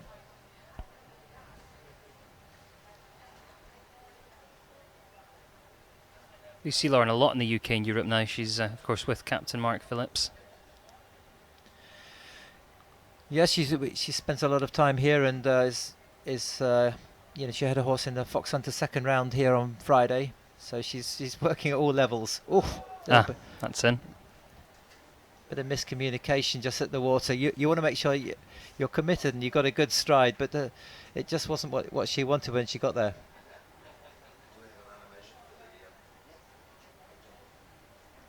She's such a great professional and you know, one of the best lady riders around. Oh, bit of a sticky moment in the combination. Recovers well coming out. Yeah, she certainly had to work hard this afternoon. You can see this horse has got some sort of nose net on. Does that mean it's kind of a head shaker, or it doesn't like pollen? What's that for? It can help towards that, yeah. Perhaps softens the intake of air into the nostrils. Sella of Ben Mayer's always had that nose net, and he actually inherited that sort of tack with Sella and decided to keep it on. Well, as we see on the screen there, Lauren Hoff elects to retire today with Cornot 39. Again, just not her day. It was a bit unsettling straight away at that water jump, and it just didn't help for the next few fences. A lot of clears already, as we know it's going to be an incredible jump off, up to 8 clears at this stage. Lots of nations represented. We've got Germany, 2 for Belgium, 2 for Great Britain, Italy, the USA and the Netherlands will all return for the jump off against the clock in the Longines King George V Gold Cup. Vernemouth comes forward next to this one by Polytron Blender. He's another one that's been placing well in the Grand Prix. He's actually sort of second reserve rider for the Olympics. Got very close to getting on the team. Jumped a good 4 and a clear in the Nations Cup on Friday on this horse, so it's had a good look around the ring and a nice day off. In fairness, another hard-working rider on the circuit, produced some good horses. Used to ride the great Plot Blue that Marcus Henning did so well with. Yeah.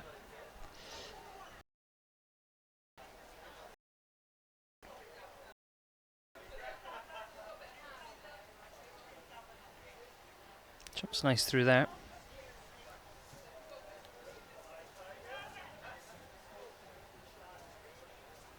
Oh, saw a bit of mud flick up. I'm sure there's... No, they're fine. They're fine with that. They've gone back to chatting, which means he's clear.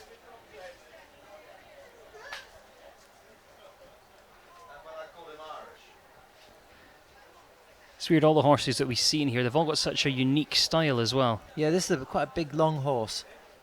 Werner has to really work at it to keep the sort of legs underneath. They come in all shapes and sizes, these Grand Prix horses, and if they jump, you don't mind.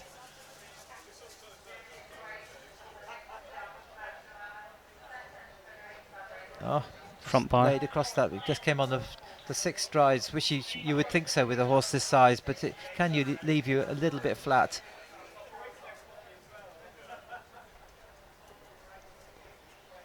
Well, at this stage, a good 4-fault round could still get you in the money. But we do have a lot of horses and a lot of riders still to feature. Finishes on the 4 though, 84.06. That one goes into 10th.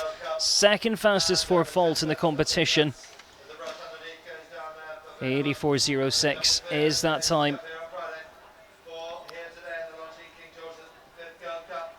Just see that water again. Stretches over. Yeah, it's difficult to see for us because there's a rockery and a hedge. But it's the major problem really with that fence, is there's so much to look at for the horses, and you know, each side of it, they sometimes just get a bit lost. While we stay on the 8 clears at this stage in the Longines King George V Gold Cup. Still lots to come though, and of course a very exciting jump off against the clock to look forward to. Don't go anywhere, we're right back here on Sky Sports.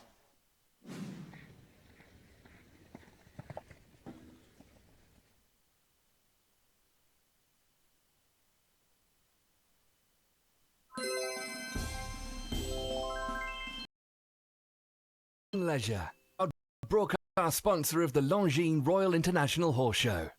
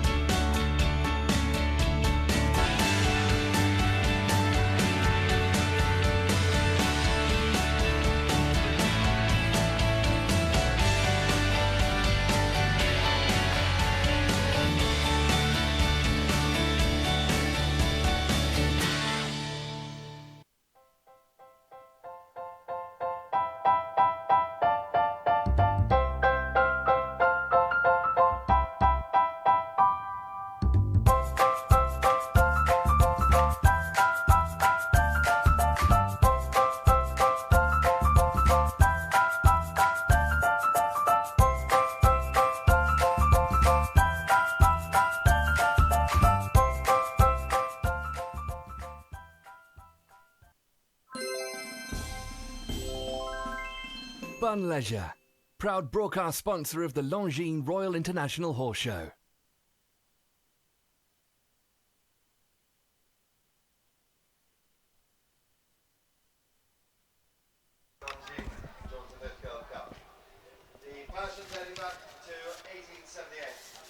Welcome back. We join the action once again here from the Longines Royal International Horse Show, and it is the Longines King George V Gold Cup. One of Ireland's most exciting talents to come forward now as we turn to Bertram Allen and Molly Malone. This one by Cannon to Rio as the Irish. It'd be surprising. I think they're probably looking at perhaps a particular horse for a particular day, like the Olympics, and you know that's why he's actually not going. But yeah, on merit for sure, he'd be your first choice. He's I think still 9th in the world, and just a great string of horses. Won a fantastic class with this at the Longines Global Champions Tour in Monaco, and you're talking about horsepower, and you know, is it nice to sort of have 2 or 3 Grand Prix horses? Well, Bertram certainly has got that. He won a fantastic class in Paris on Romanov this year. And he's got another horse called Hector van Davidov that was 3rd in Estoril last month in the Grand Prix. And of course he's got Quiet Easy, which he sort of scoops up a few prizes, you know, while doing the rest of the horses. So amazing talent, Bertram Allen, and this horse is probably his biggest winner. And perhaps his first choice still. This will be one of my favourites for a clear. Had a great one in Hamburg. Great one in Monte Carlo. Yeah, it was originally produced here by Keith Doyle, bred by Keith Doyle. And, you know, it's been in good hands all the way through.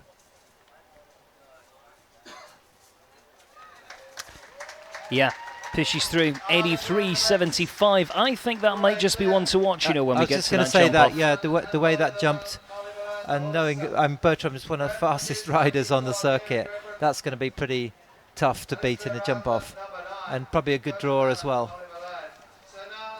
With the number of clears, I think that adds a little bit of pressure on now, because the riders know when they come in, it's got to be all or nothing. They've got to take every turn and every risk. That's right, yeah. It's going to be a real thriller of a jump off. And that's what we want to see. Frederica Faber-de-Bos comes forward next out. It is 15-year-olds, a very well-informed Nirvana Bastards.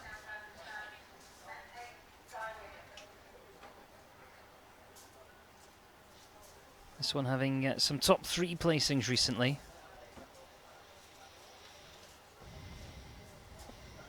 Just fighting a little bit coming round there.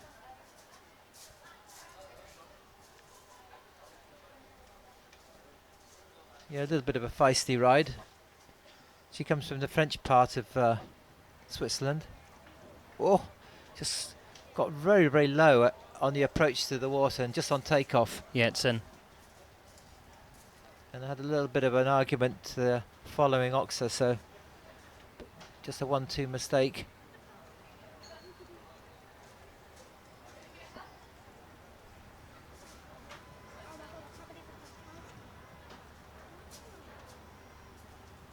She won a really good class in 3-star in Longines in France.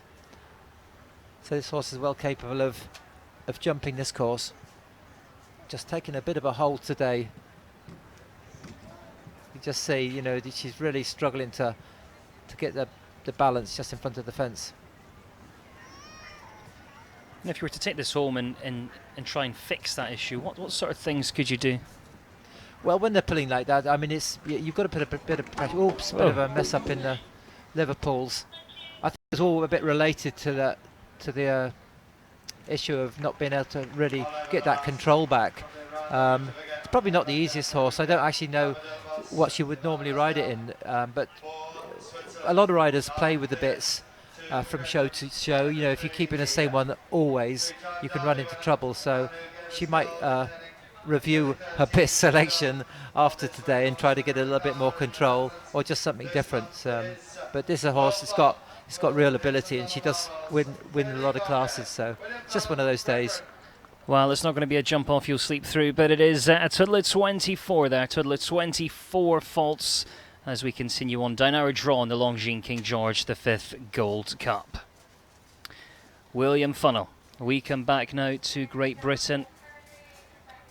Top 3 with this on the European circuit just a matter of weeks ago. Featured here with this horse as well at Hickstead for the Derby meeting. Top 3 in the Bunleisure Derby Tankard. William Funnell, Billy Congo. Been a great servant to him, this horse. Yeah, William's had a really good run last few weeks in Giestra in Holland. He won a car, which always makes you feel good. Yes. Was third in the Grand Prix with this, so he's on great form. How do you get it back if you win a car abroad?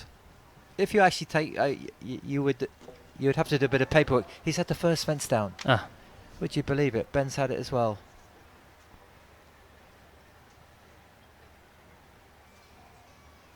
So many had gone with no problem there, and then we see 2 of our own riders, British riders, have a mistake there, and that's enough for Willie today. Yeah. Yeah, he's done too much jumping to sort of go around there with carrying a fault. You're not going to get anything for it. Quite sensibly, I think, there. You know, with the number of clears we've got, the number that's in the class, there's going to be no chance for him to pick up any money. So decides to call it a day. William Funnell there with Billy Congo. So we stay on 9 clears at this stage. Just a little tap we saw with the back feet there coming in to the Oxer, and down it comes. So he retires, and we move on to Paul Kennedy now. Top 3 with this horse in Bullsworth. Cartown Danger Mouse representing Ireland here this afternoon.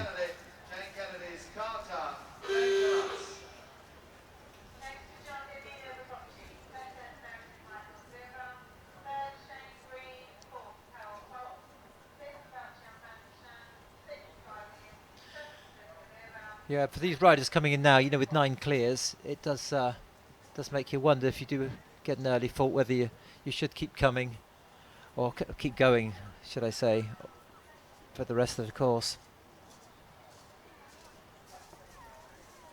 I suppose it depends on the horse and whether they need the experience as well. Most of these will be at that stage now where they've got the experience riding in rings like this. Yeah, that's right. Yeah, normally they're fairly experienced, unless you've had a bit of a heavy mistake, then you want to jump a few after just to restore confidence. But the riders know what they've got to do. They're not going to get a lot for their 4 faults today.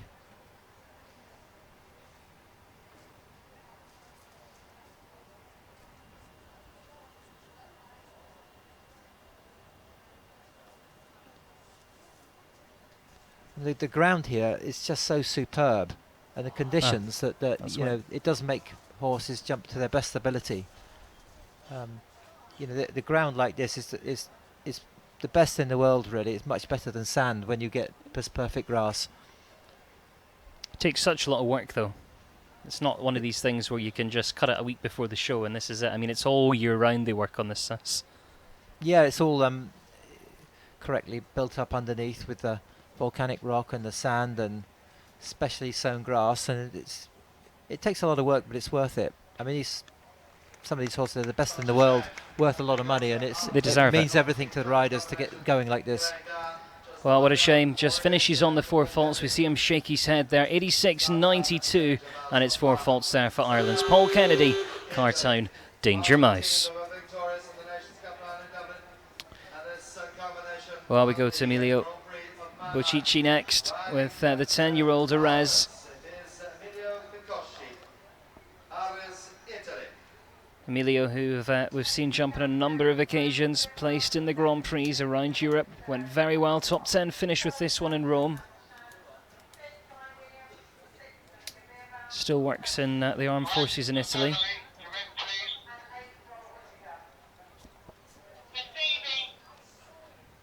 Yeah, the Italians seem to have got a really good team together again, and I think the next few seasons we're going to see them in a very prominent position on the Nations Cups and in the Grand Prix lineups. You know, they've got some really good Grand Prix horses and riders. A little bit tappy coming in.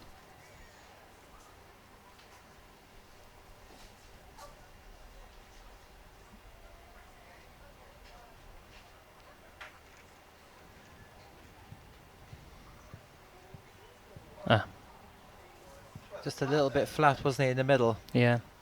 Another long horse that you've got to really sort of rein back.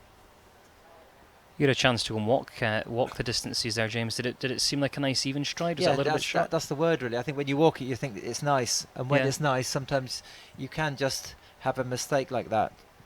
You know, when it's a little bit tight or a bit long, you're a bit more active. If it's just too nice, any distance like that, like a too nice a 6 or a too nice a 7, you've got to try to put a bit of energy into the stride and make sure that the horse is on its toes when it gets there. And the last comes down as well, so in the end it is 12 in total. 84.29 is the time there, finishing on 12. Started really good and picked up most of the faults just at the end of the class in sort of a bit of a casual way. Yeah, just a bit flat. Just a bit across it, yeah.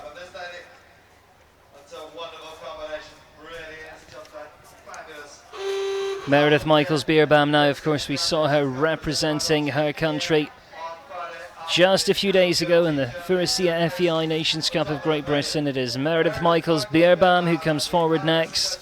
Fibonacci, 17. 11-year-old horse, this one.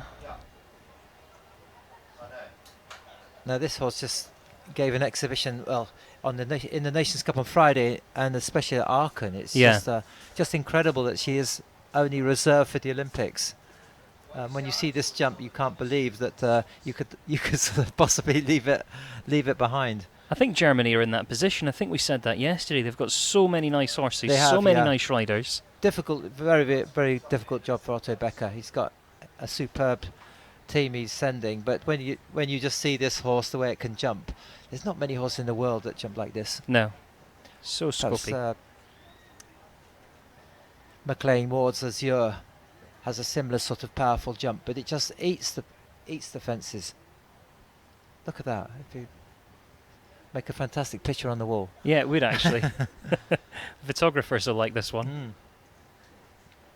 And at every fence as well, that's the thing. Yeah, Meredith has to take a slightly defensive sort of seat on it, because it can't be the easiest horse to sit on. It's got an amazing back end.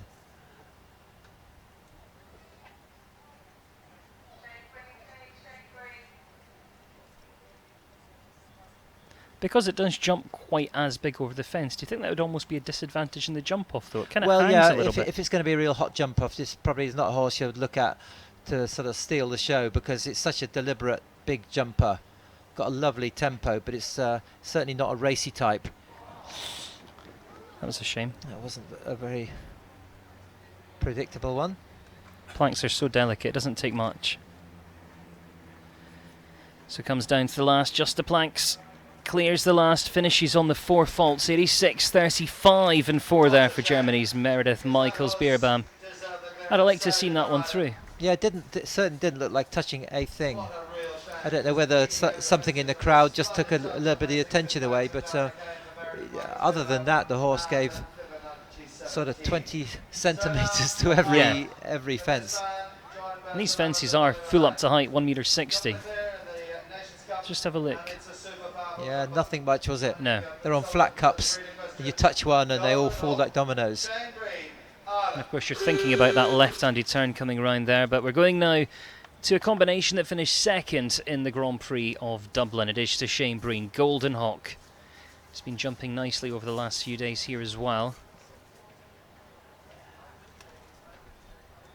Shane was really clever in the Nations Cup. He was the anchor man and retired in the first round, having had a fence. But before he retired, he just did a little bit of training with the horse and came out and jumped a clear round in the second round, which certainly helped them get what was it, second position. Yeah, just missed out. Yeah, he's just a tremendous horseman. It's almost as good as Ludger's performance in the Nations Cup, yes, where well, he didn't actually jump around. No, Didn't have to. That's fantastic, isn't it? He had an easy day at the office. Yeah.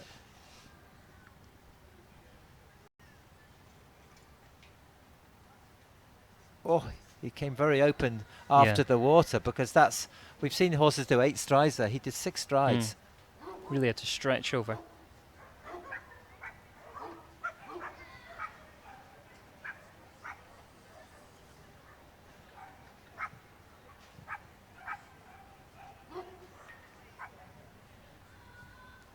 We saw a horse a little bit earlier with a nose net on. This has got something different. It's almost like a strip over its nose.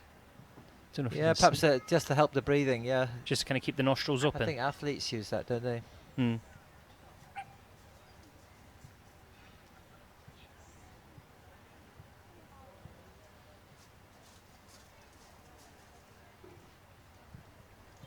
Shane rides with such belief.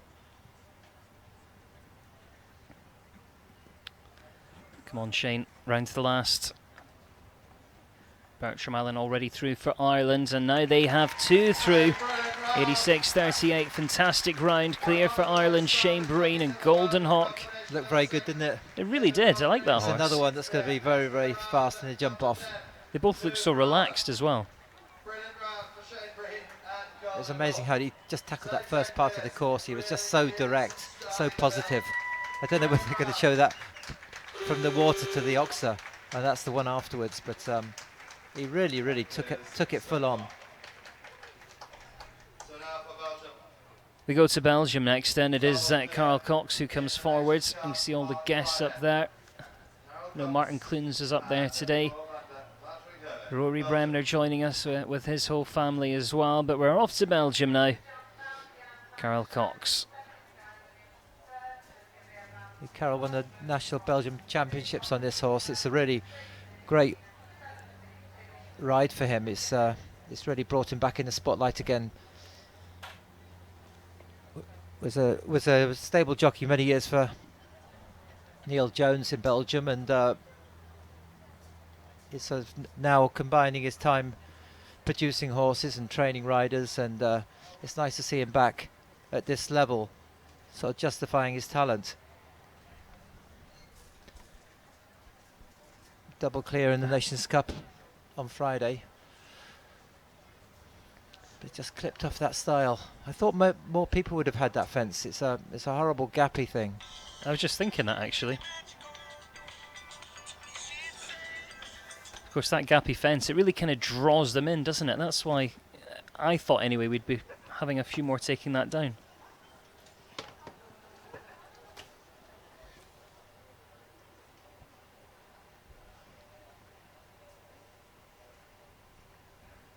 And it's not a bad round at all. No, it's oh, there we go. That's just adds to it, but it doesn't take much. Those planks are on sort of slippery nylon cups. You only have to breathe on them, and they've gone. But yeah, not a bad round. But you could end up with 12 faults, and when you ring up home and say, "Oh, I had 12," they think, "Well, that wasn't very good." But actually, yeah, it wasn't a bad round. It's just a little touch here and there, and all of a sudden, 12 faults. Yeah, 12 faults it is. 88.03 the time. Not today for Carl Cox. We saw just the slightest touch coming in to that big gappy upright. Same here, front feet as we come to the planks. We're going to the Netherlands next with Jan van der Schaans in Cape Town. This one by Auckland. Started riding at the age of 4. Of course, his whole family involved with the sports. Very well on the European circuit. You know, Auckland was a stallion that Eric van der Vleuten had originally, and actually ended its career quite early, but it's been a great producer of some show jumpers.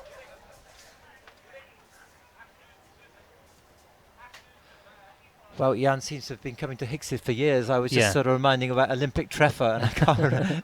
That was back in the early 90s, I think. When was your first trip here, James? I was here in ponies, like what they call 138s now, which is 13.2s, and I was here in 1973. So about 11 years before I was born. I don't think I've not been back every year, but I've certainly had a good spell at coming to Hicksted. I know what Jan Whittaker was saying as well. He still gets the same feeling as he did when he was on 138s coming into this international ring. It's a feeling that never goes away. No, it's always a special moment. That horse made nothing of that combination. Oh, he's really kicking on it. He's going to do the 6 strides, I think. 2, 3, 4, 5. Yeah. Yeah, he's probably been watching and seen a few take the extra one and got a bit stuck on the back bar. So that's something, you know, when you can see a few riders go, you really can make up your mind in a better way. Bit of a stretch over that second part of the Liverpool, but just the last inside the time. Yeah, nicely done. He was fast, wasn't he? 83.59. 59, yeah, one of the fastest we've had, in fact, so far for the Netherlands. It is Jan van der Schaans in Cape Town earning their place in that jump off against the clock. Of course, they all want the big trophy. The Longines King George V Gold Cup. Jumps nicely through the combination.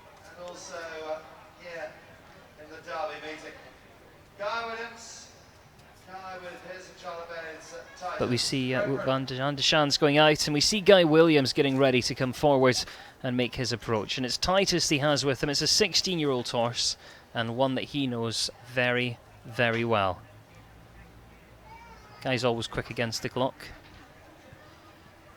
Yeah, this is a horse he's ridden this is the second phase really for Guy. It was his best horse a few years ago, and then he lost the route, or it sort of got partly sold to Edwina Tops Alexander, who jumped it for at least a sort of season and a bit, and then Guy took the ride back, so he's been a great campaigner.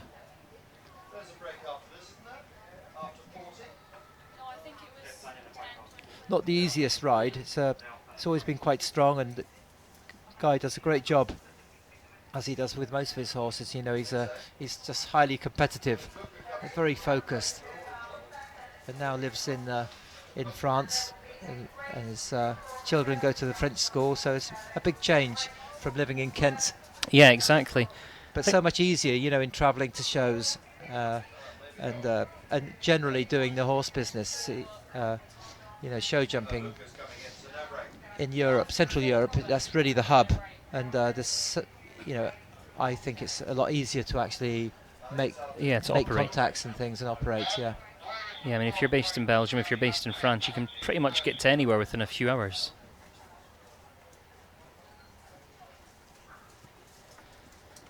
That comes down as well. So sitting on 16 faults at this stage as we make our way round towards that final fence. Going to be just over the time as well. So finishes on 16 for jumping, 1 for time, 89.95 for Great Britain's Guy Williams and Titus. Sadly, not his day.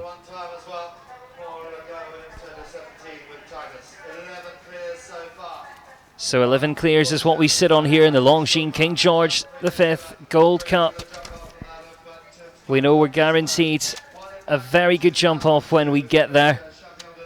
And we're about to turn our attention to a man that we mentioned a little bit earlier. He represented his country in the Nations Cup a few days ago here on this stage. But actually, he was the last to go in their team. And because they already had the 3 clears, it meant he never had to jump a fence. It is to Germany. Ludger Beerbaum next. Shaira 222. But what a rider to have. In case you do need him. Exactly. He was there in the wings. 4 Olympic gold medals. He's one of the greats. 11 championship medals. It's just amazing what he's won.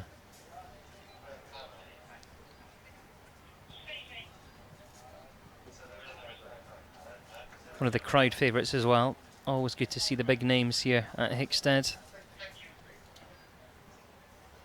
Yeah, Chiara would normally be his main ride, or it is his main ride, but he's opted to take Casello to the Olympics, which is a ride that he's only really taken on this year. A horse formerly ridden by Douglas Lindelöf of Sweden.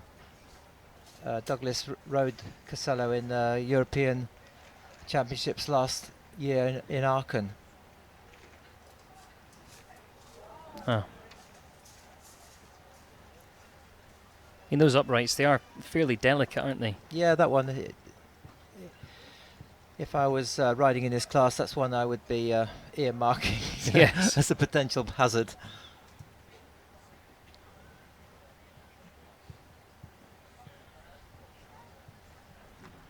I suppose having not jumped the Nations Cup, this horse actually hasn't done a lot of jumping at Hickstead, and sometimes a rest isn't always the best preparation. No. You know, sometimes a little bit of jumping can be better. Just settle them But, down.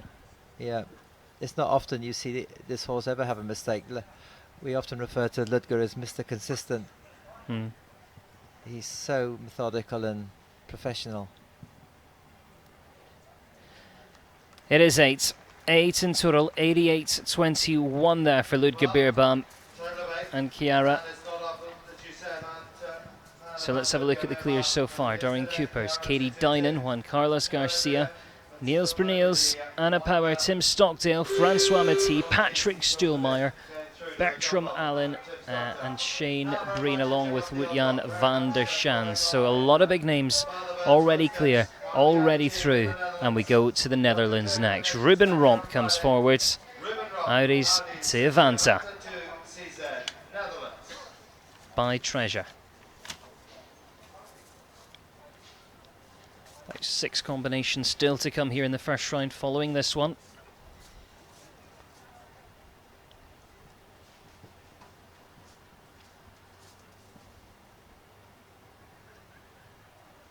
He's been jumping some nice clears with these other horses already here this week.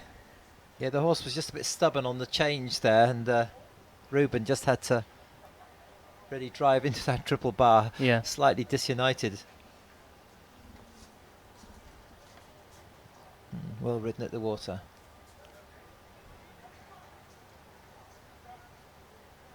It's a tough start. You sort of feel when you get to this point, you can, you know, you've done a fair bit of work and you can sort of get into the groove. Oh, that's gone. That was a late pole, wasn't it? Yeah, it was. Looked like he cleared it and it just dropped on it on the way down. It's only recently that fence has come into play. I thought it'd be a real contender for faults all the way through.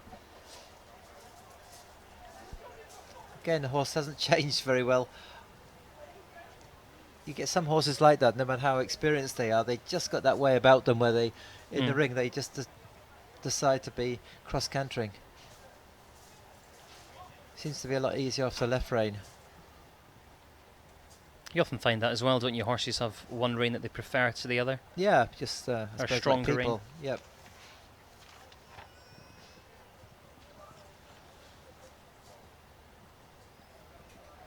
So it is just the 4 faults as we come round to the last, and that stays on 4, but we do have to add a time fault on as well. 89.91. It is just over the time allowed of 89 seconds, and of course under international rules it is 1 time fault for every seconds, or part of 4 seconds in the first round. So 5 in total there for Ruben Romp representing the Netherlands. One for Switzerland, one for Germany, one for the United States, and one for Great Britain.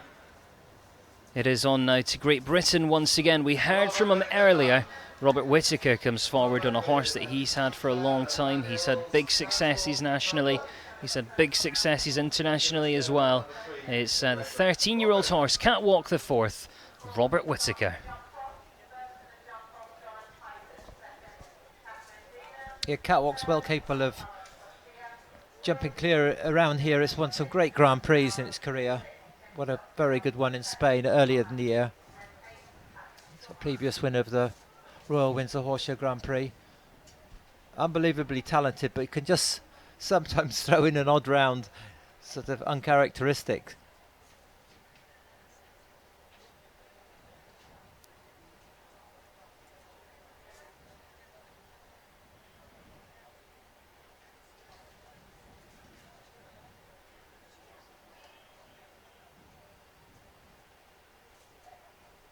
Had to work a little bit through the combination there. It's owned by Mandy Hall, who's been a great supporter of the whole Whittaker family, and especially Robert in the last few years. He's got USA Today. It's part owned by Mandy and Claire Whittaker. And of course, Mandy's own daughter's now coming up and starting to jump internationally as well. Oh, that was a shame. Again.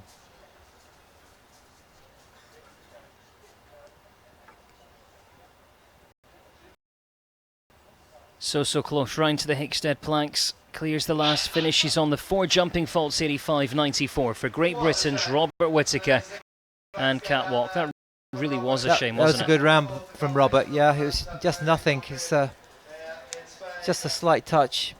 That's all it needs with those upside down cups. I think years ago there used to be a little bit of a lip on them, or they would be made of metal, so a bit more resistance. But I think I wouldn't be surprised if they've been polishing those little lips. Mr. Sheen out there, you think? Yeah, as you say, in the old days when they were metal, it was kind of a little flat bit in the middle and a little lip on each side, and you could maybe give them a touch, and they weren't quite as cruel, those cups. But these ones are super smooth, and so is Lily Keenan. In fact, we saw her place yesterday, finishing in the top 6. Super Socks and Lily Keenan representing the USA.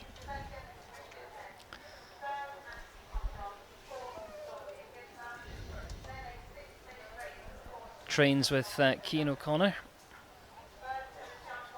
Yeah, Cian actually rode this horse, I believe, here last year. He's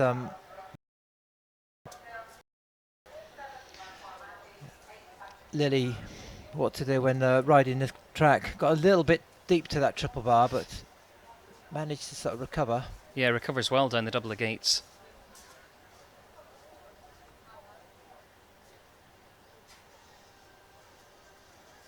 Really rides forward into the water. Yeah, good ride at the water.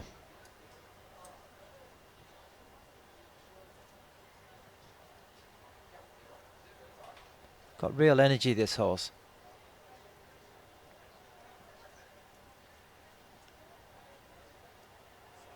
A little bit of a wiggle going into the combination. But look at that back end. Yeah, it's really careful.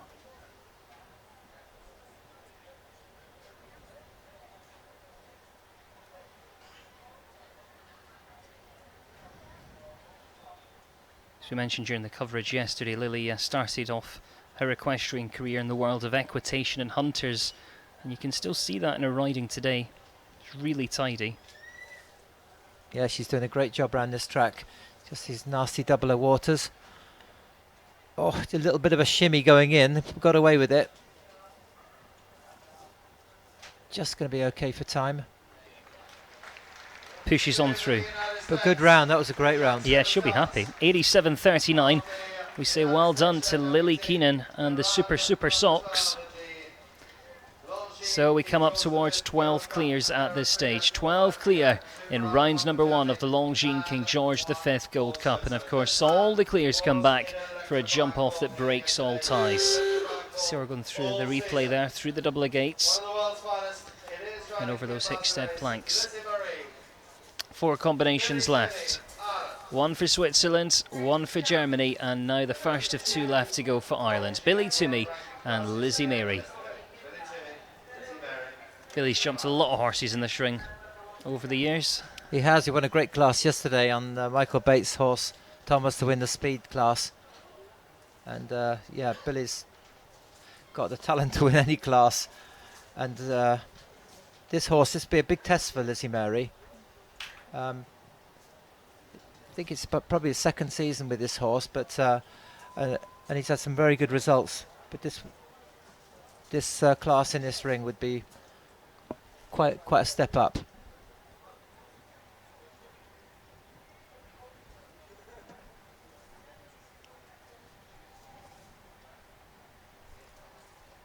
Kim Barsley owns this horse, and she was also the owner originally of Tinker's Serenade.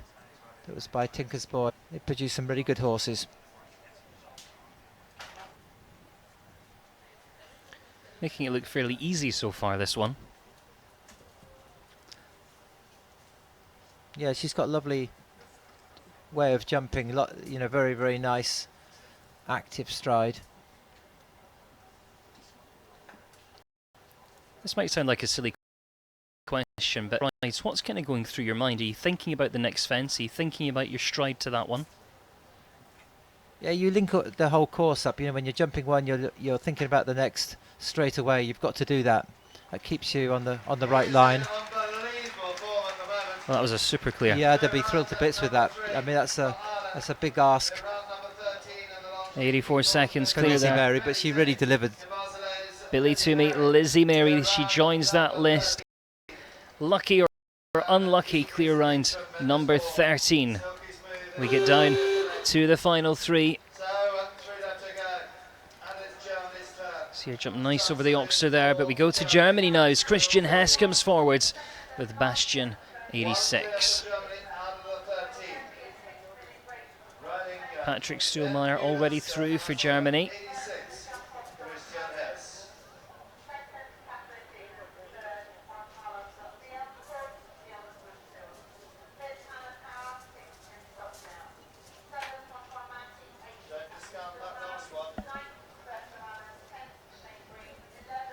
So I'm just popping an extra circle in there as he came round to the first. I think just getting the horse balanced, established and into a rhythm. Yeah, if you're not completely happy, you've got 45 seconds to sort it out, and it's quite a good idea sometimes to reapproach. Just a little tap with the back feet, and sadly the second part came down there in those gates. Nicely over the water.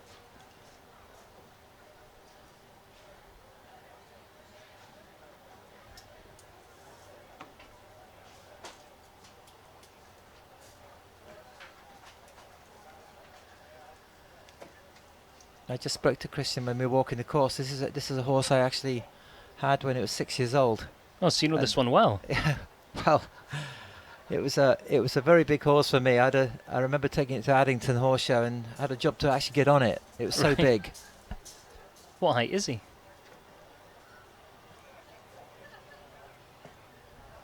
Sorry, I missed that. I was engrossed in the round. So what height is he? He looks about 17 hands. Oh no, he's bigger. It's bigger. A huge horse. Yeah, I think it trod on my foot as I was getting on, so that certainly didn't help my day.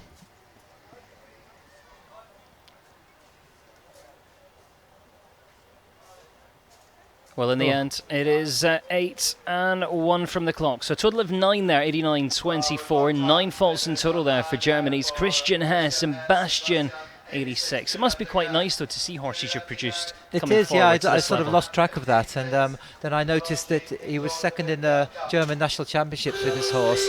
And they're a big test. Horse has got lots of jump, but it comes in a very, very big package. And I sort of tend to look for horses that have a little bit quicker tempo and aren't quite as tall, so I can get on them easier. Yeah, exactly. Well, there's 2 combinations left to go, and this one represents Ireland. It is Anthony Condon and Aristio. It's a horse he part owns with John Hales by Arco. Yeah, Robert Whittaker rode this for a short time before Anthony took the ride. Possibly Nick Skelton as well, because it's all tied up with John Hales, who was the owner of Arco. He's jumped 3 double clear rounds in Nations Cup this year, which is a real feat. It's quite something to jump 1 double clear in a Nations Cup in 1 season. Yeah. Jumped in Falsterbo and Alan.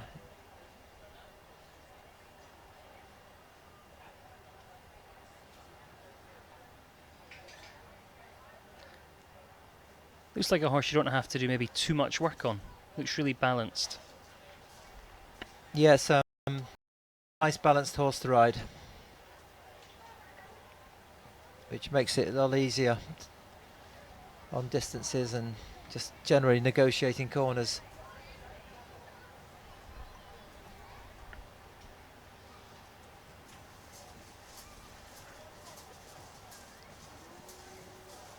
Had a bit of welly going into that double of water jumps and sort of paid the price of it. I think Anthony felt that the horse, was looking, and he needed a little bit of ushering in there, and just at the expense.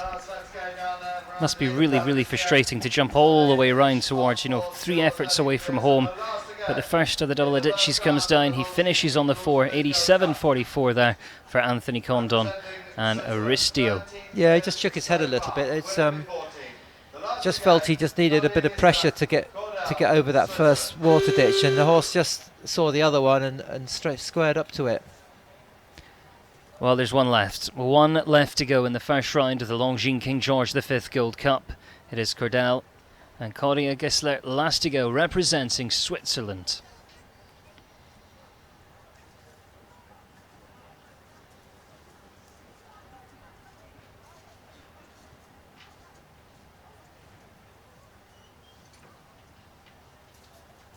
In Switzerland, they've got the great Thomas Fuchs as their chef to keep here in the background.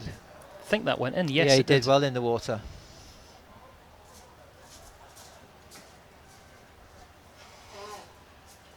So she's last to go, and in this first round, I think the water's really played an important part. There's another couple of fences, maybe the gates, and later on that upright. Yeah. But possibly just a few more clears than we anticipated, but it's just going to make for a better jump off. It's going to be quick. 13 already through to that jump off against the clock. Yeah, it's going to be a real humdinger.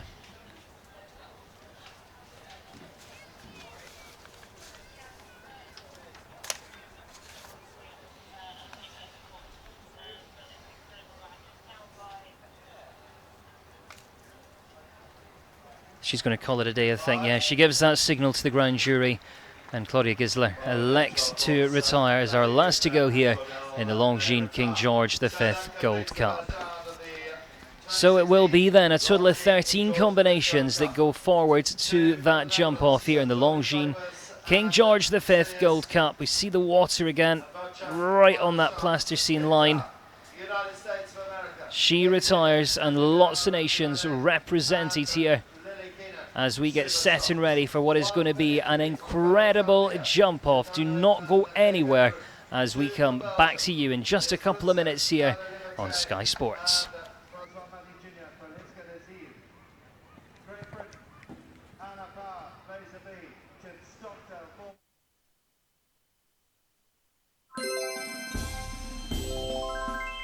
Bun Leisure, proud broadcast sponsor of the Longines Royal International Horse Show.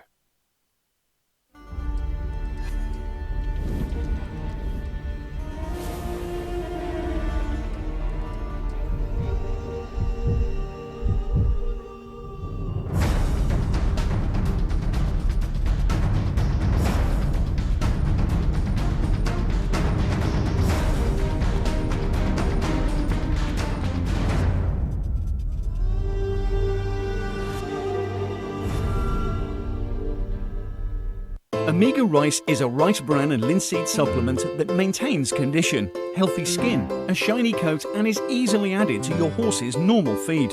It's suitable for competition horses, veterans, and fussy feeders. You'll find only the highest quality ingredients, and everything is manufactured to the highest standards in our UFAS and BetaNops approved factory. Omega Rice is used and recommended by many top riders, including Olympic gold medalist Ben Mayer. For more information, visit omegarice.com.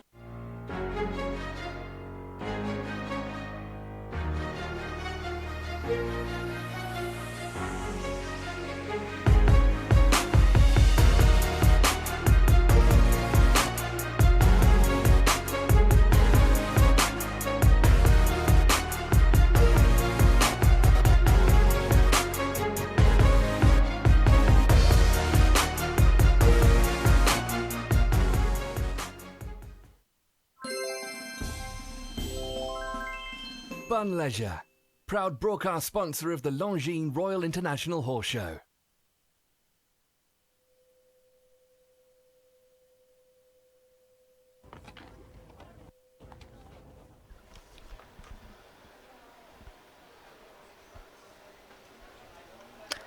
Welcome back to the Longines King George V Gold Cup. Well, it was an incredible first round. A total of 47 combinations came forwards, and as you know, it is 13 that will return for that jump off against the clock.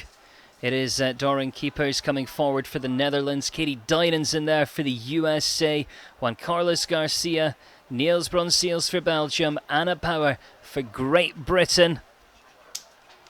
Such a strong field, they know they're going to have to take every single turn, and here's the rest. Tim Stockdale, Francois Matty, Patrick Stuhlmeier for Germany, Bertram Allen, Molly Malone's an incredibly quick horse, source Bertram, keep an eye on that one.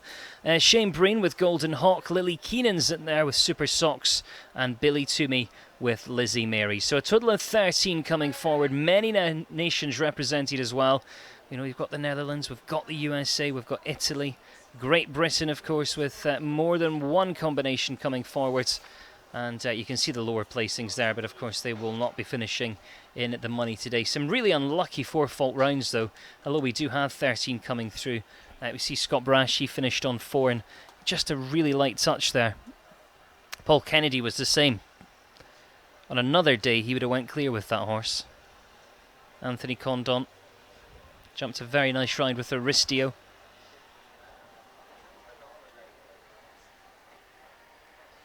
Having a look at that list in front of you, who do you think, James? Who's going to do it?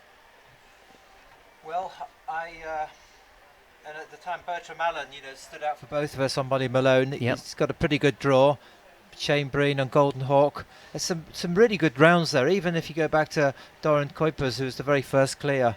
I think in the first two, we're going to sort of get a good indication of what the jump-off's going to be like.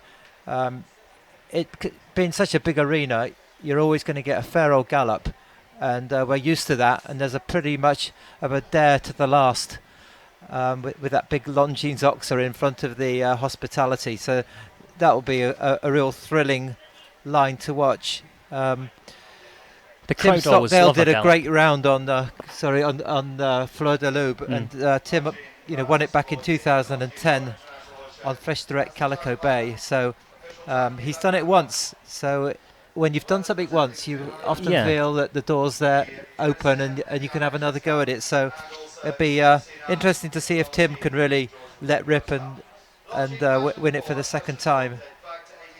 But it's not going to be easy at all, and there's some real strong combinations to come. And Billy Toomey's got that pole position there with Lizzie Mary, and that jumped a great round, and he knows what to do to win a class. Yeah, if I had to pick one, I think it would be Bertram Allen, but really it's wide open. We're going to have a look at the 3D course animation. We can see the start list on the screen, and we send it down now to Hannah.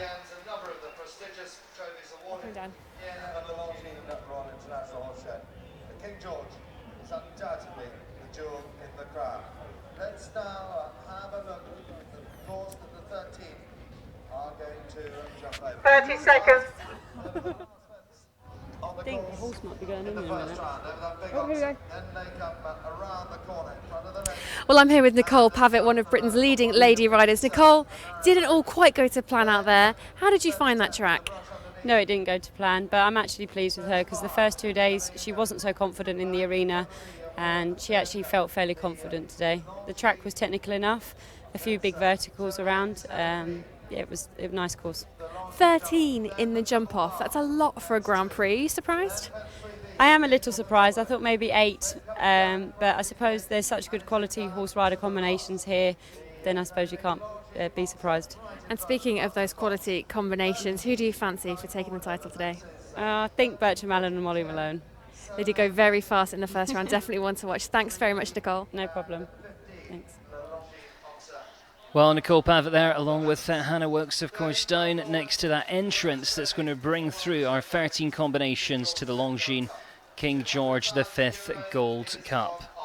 They know they've got to take every single turn. They know they've got to really push on. And our first combination comes forward as we get set and ready. The first one's in already, James. We won't have time for that 3D animation, but perhaps you can take us round the track, and we'll have a look at the turns. We'll have a look at areas where they can make up some time. Well, they're going to go over to the last fence in the first round, and that will be the first fence. That's the old fence 13 to start with, and a little bit of an S line to a new fence 14, and then back to 10. So when he starts, I'll give us an indication of the sort of the line that they'll be taking. Well, we get underway. It is Dorian Kupos who gets us going here in the jump-off to decide who will be taking that title for 2016. It is Zinnias, the very quick horse, 12 years old. Yeah, being the first clear, we didn't sort of perhaps take note, as we did towards the end of the class, of the type of horse this is. But jumped a fantastic round, and this could be like it was in Aachen, where Philipp Weishaupt won from the front. So back to a new fence 14. Good slightly turn. up the hill to number 10. This is an Oxer with a hedge in it. And then round to what was the triple combination, and we just jumped 2 parts of this. A and B. Oh, whoa! Really cut that at an angle and ended up on the left side, and horse got just slightly confused. But it was looking good to that point, and it's these sort of chances you've got to take if you're going to try and win from the front. Yeah, with such a strong field involved, they've got to take every opportunity. Now running across to the triple bar, which was fence 2 in the first round. Just one part of the gate. That's quite a difficult gate to run and jump. And then a long way to the last fence. And we're going to see some galloping, I'm sure, to that Oxer. So that gives you an idea of the track. It was a pity that Doran just had that trouble at that double. Otherwise, it would have set a pretty good time.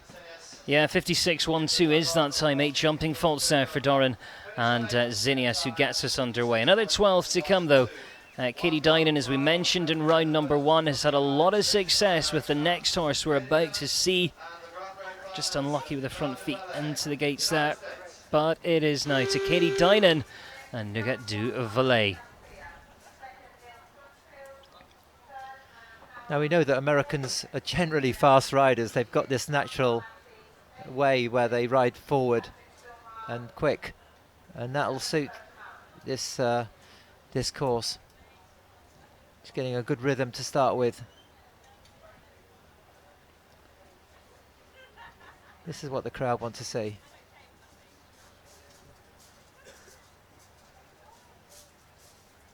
Off and running.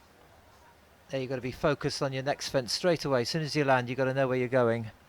Yeah, you're almost thinking about that turn before you take off, aren't you? Yep. That's a slightly related distance there, which maybe some of the riders did walk in the first round, but that's not always the case. Lovely smooth round to the double. She's keeping moving all the way.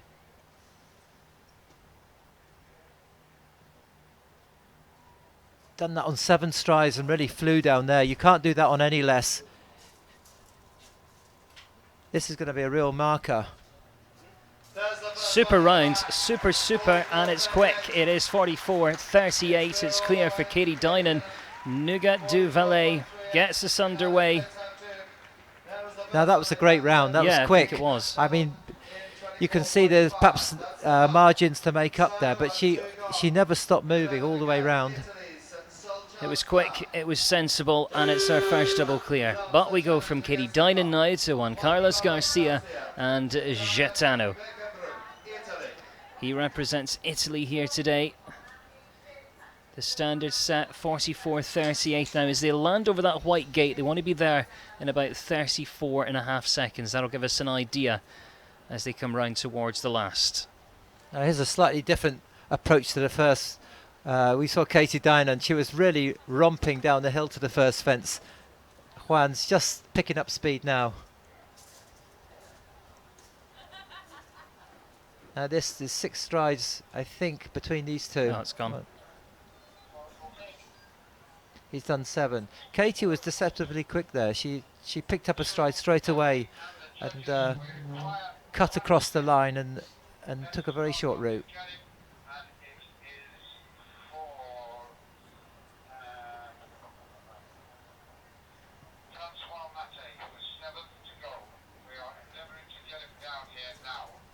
Gate comes down as Yeah, well. he did the 7 strides okay, but again hit it a bit like the first competitor, Darren Kuipers. Well, finishes on the 8, 44.14. So time-wise, it is the fastest we've seen so far. A little bit faster than Katie. But of course, he finishes on the total of 12. 12 faults confirmed there for Juan Carlos Garcia and Gitano. Yeah, Juan Garcia, he didn't look so quick. And I know he picked up 8 faults, but he's beaten Katie Dynan's time, so it looks beatable. And with these riders to come, she'll be sort of gnawing her nails, I think, a little bit. I think so. She'll be watching without a doubt, or she'll have a spy up here watching for her and reporting back. It is Niels Bronseels who comes forward next and representing Belgium.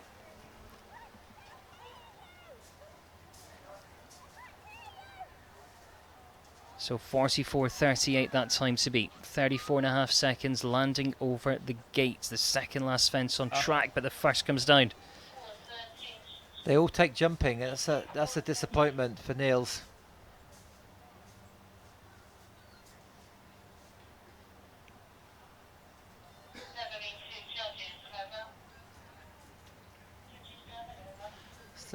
Said he's going to crack on as quick as possible because you just don't know how the rest of this class is going to pan out. Yeah, fast 4 fault round could definitely get you some very good money in this.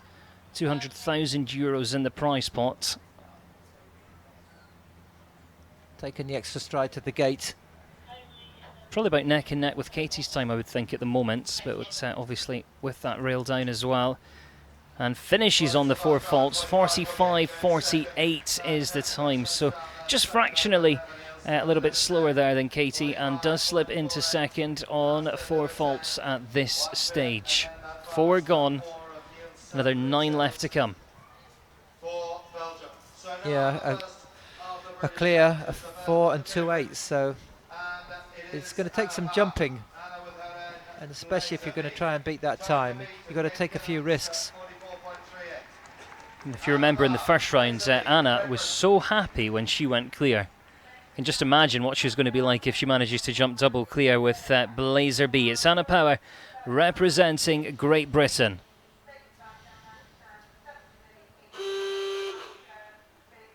Normally quite quick against the clock. Went well in the accumulator with one of our other horses here this morning. Yeah, she's having a good look round just to check the route. It's a big arena, and you know, you don't get the chance when you're outside the ring really to see what you've got to do. So you've got to sort of get in there and get your head around the track pretty quick when you ride into the arena. Jumps nicely over the first in our jump off course, and again looking for that turn as soon as she lands. Got a little bit sticky in there. Yeah, she has to push this horse in the last couple of strides, but when he gets there, he really gets in the air. It's got a very sort of innocent, old-fashioned look. She then has to make up that time on landing. Nice line into the double. And push. Now she's flowing a bit better. See if she can do the 7 strides. One extra. One extra one. Couple of seconds to make up, but she looks like she could go double clear here, what should pop her into second place. She clears the last. She's into second. 46.40 there for Anna Power and Blazer B. Look for the smile because it will be there. Oh, she'll be over the moon with that. That's exactly what she wanted. I'm sure she knew when she came in the ring that she wasn't going to be fast enough to try to go into the lead, and she wanted to do a quick round, a clear round, you know, in a comfortable sort of way, really. And let's hope she'll get a really good place with that. Well, we can probably hear in the background there, she's come down towards the gate, she's waved at the crowds, they've erupted, she's off to watch the remainder of our jump off, and we're going to stay with Great Britain now as Tim Stockdale comes forward next with Fleur. Now this is an 11-year-old horse. Tim went very well in the first round. I think we mentioned he made it look easy in the first round with this one. He did, he jumped a really fantastic round, and he'll feel this is doable. You know, he won it in 2010. He's on a great horse here, and he's going to have I'm sure he's going to give this a good crack. Yeah. Tim's never here to make up the numbers. He's always in it to win it. 44.38 is our challenge. It is the time to beat. About €60,000 going to our winner. Yeah, just rubbed the second fence, but got away with it. Now he's got to crack on. Had that little bit of space there just to regather him. Really cut across the double, but did it beautifully. Will he be landing here in about 34.5 to be in touch? Yeah, I just took that extra strike And he to is. the gate. That'll cost him a little bit of time, but he's galloping to the last.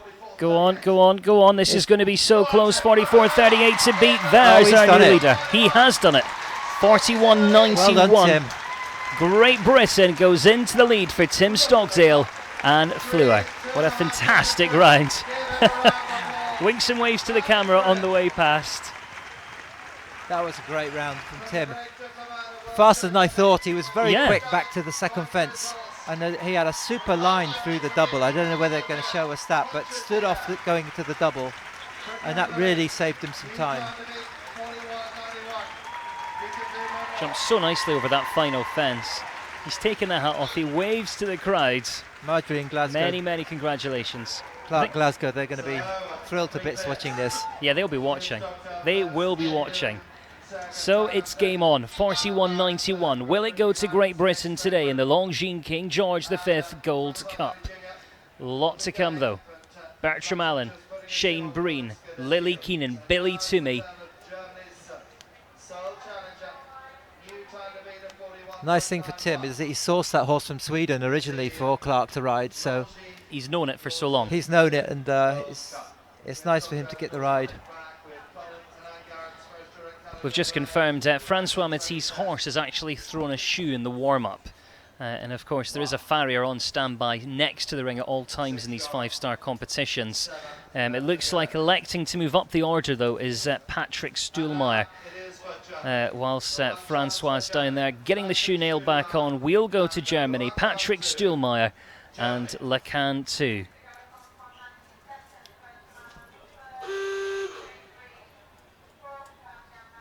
Yeah, Francois would have been all ready to go.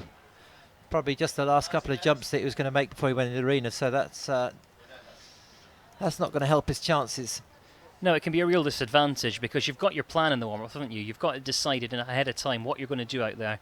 You know, you're going to have a couple of oxers or your upright or whatever. You get your horse warmed up and it loses a shoe and you kind of have to start all over again. Yeah, it's more jumps than you actually want to save the jumps. For in here. So, of course, that brand new challenge laid down by Tim Stockdale. 41.91 is that time to beat. It adds a little bit of pressure on. Some very quick horses still to come. He's gone a bit wider than Tim to this double. Needs to make up that time. He's got a big stride. I wouldn't be surprised if he takes a stride out between these two fences. Can really cover the ground, pushes on down to the gates. And he's done just that. Not too far away, but needs to move. He's gaining ground on Tim now. Not going to be fast enough. Flies over the final fence and he goes into second place. 44.11 there for Patrick Stuhlmeier and Lacan too. So Tim Stockdale leads the way. Patrick Stuhlmeier sits in second and Katie Dynan in third. First for Great Britain, second for Germany, third for the USA at this stage. But he's happy, he points to the horse. He's happy, and why shouldn't he be? He just probably lost time in the first half of that course. And he was a bit wider to the double. But Tim will be looking at it and thinking, well, you know, I haven't left much in it, but I did take an extra stride to the gate. And if someone's going to beat me, they're going to perhaps pit me on that point. So confirming then it is Tim Stockdale who leads the way for Great Britain. Billy Toomey for Ireland still to feature. Lily Keenan for the USA, who was placed yesterday.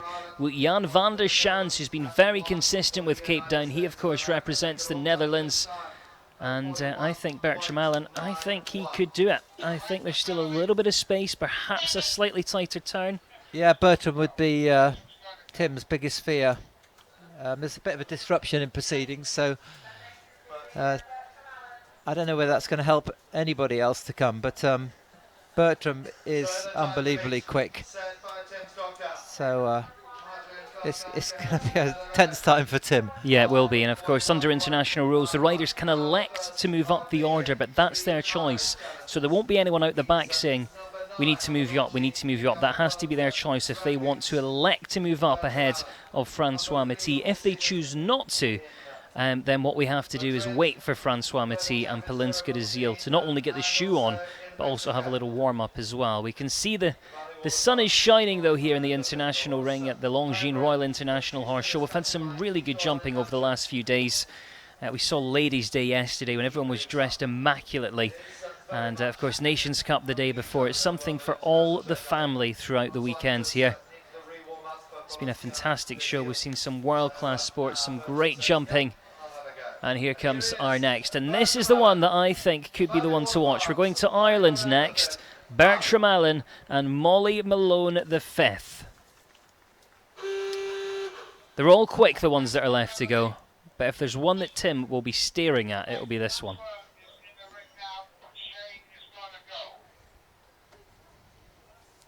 So he's just having a look round then, deciding what turns to take. Yeah, it's not an easy turn into that double. It's sort of always angling the wrong way, and you've got to sort of cut across it in a slightly awkward way. But this horse has won so many big Grand Prix. So often running. You see the sheer speed that Bertram's got there. He means business. 41.91. That's the challenge here. That's the time to beat. I think he's a little bit tighter in there. What do you think? Yeah, he's pretty. You can't go any tighter than that. That's economic in his line. That was superb. Yeah. And he's pushing on. He's really covering grounds. Down to the gates. He's taken one out. Oh, and this he's got is away close. with it. This is fast. Pushes on. Steady, Bertram. Oh, has he? 41.91 to beat. He's Lands, done it. pushes over. Yes. He smashed it. 40.25. He is such Beat a that. talent. Yeah, exactly. that. Catch me if you can. 40.25. I'm going to put my neck on the line here and say that cannot be beaten. I really don't think it can be. That was speed jumping, really. I mean, this is a Grand Prix. These are massive fences. And this horse just went round there like a speed class. Yeah. See him over the gate there. And then just really just pushes on down that final line. And he didn't leave anything, really, no. in my opinion. I mean, it's going to take an unbelievable round to beat that. Well, as we continue, we're going to stay with Ireland. It is Shane Breen now in Golden Hawk. Just seeing that round. I think you'll make the decision, won't you, whether you're going to try and take that on, because to take that on, you'd have to start to be a little bit silly almost. Well, Shane's going to take it on, that's for sure. I mean, he's got nothing much to lose now. I mean, there's quite a few clears. He's going to give it a good shot. And yeah, Shane's very similar rider to Bertram. You know, he's fast. He's won so many speed classes in this arena.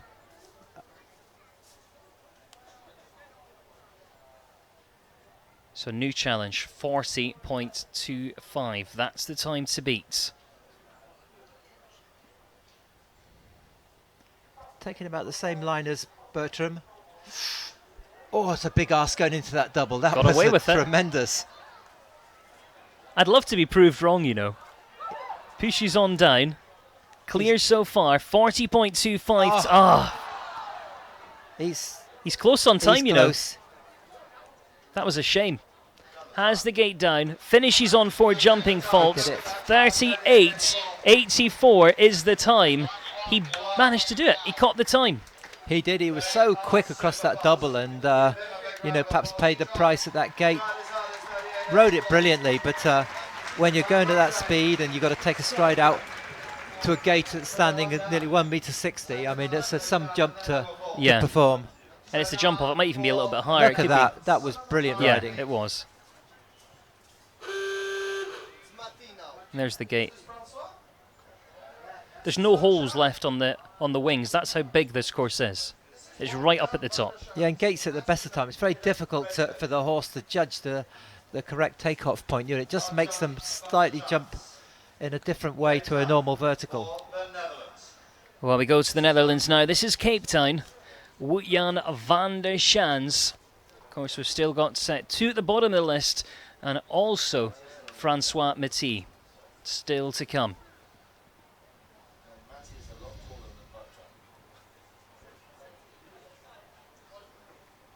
So they'll know now that the time has been beaten, but of course Bertram Allen still leads the way on 40.25 as our fastest clear.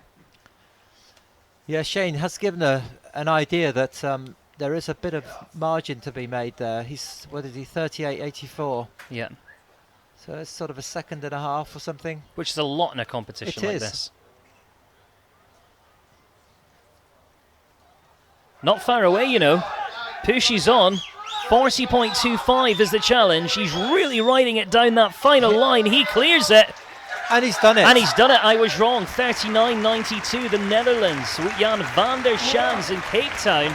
We see the supporters up there on the rider's deck.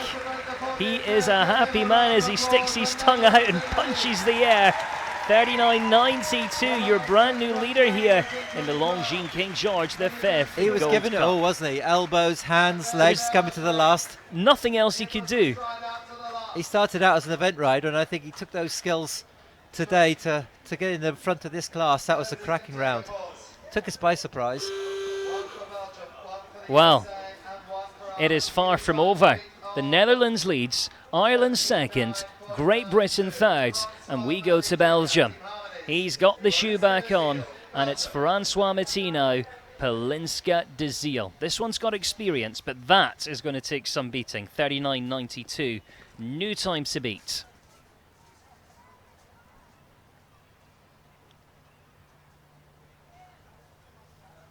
Yeah, Francois has won some great classes on this horse this year, and he knows how to ride quick. Hugging the inside line. Can't come any tighter than this to this double. Ah, it's gone. Front bar off the Oxer as we came in there. And another one comes down as well. And it's hard to surmise, but I think perhaps with his warm-up being interrupted and stuff, it's certainly not helped him. No, it didn't help. I'm sure he was nearly ready to go in when he lost that shoe. And it just throws your rhythm, really. But he started well. Yeah. And took a while he had it down. He took a real risk. But the second one, yeah, disappointing to pick up another fault, and that'll drop him down the rankings. Bit of a costly fault. Time-wise, it was good enough for third place, but with the faults, he's pushed down into ninth there. That was Francois Matty representing Belgium with Pelinska de Ziel.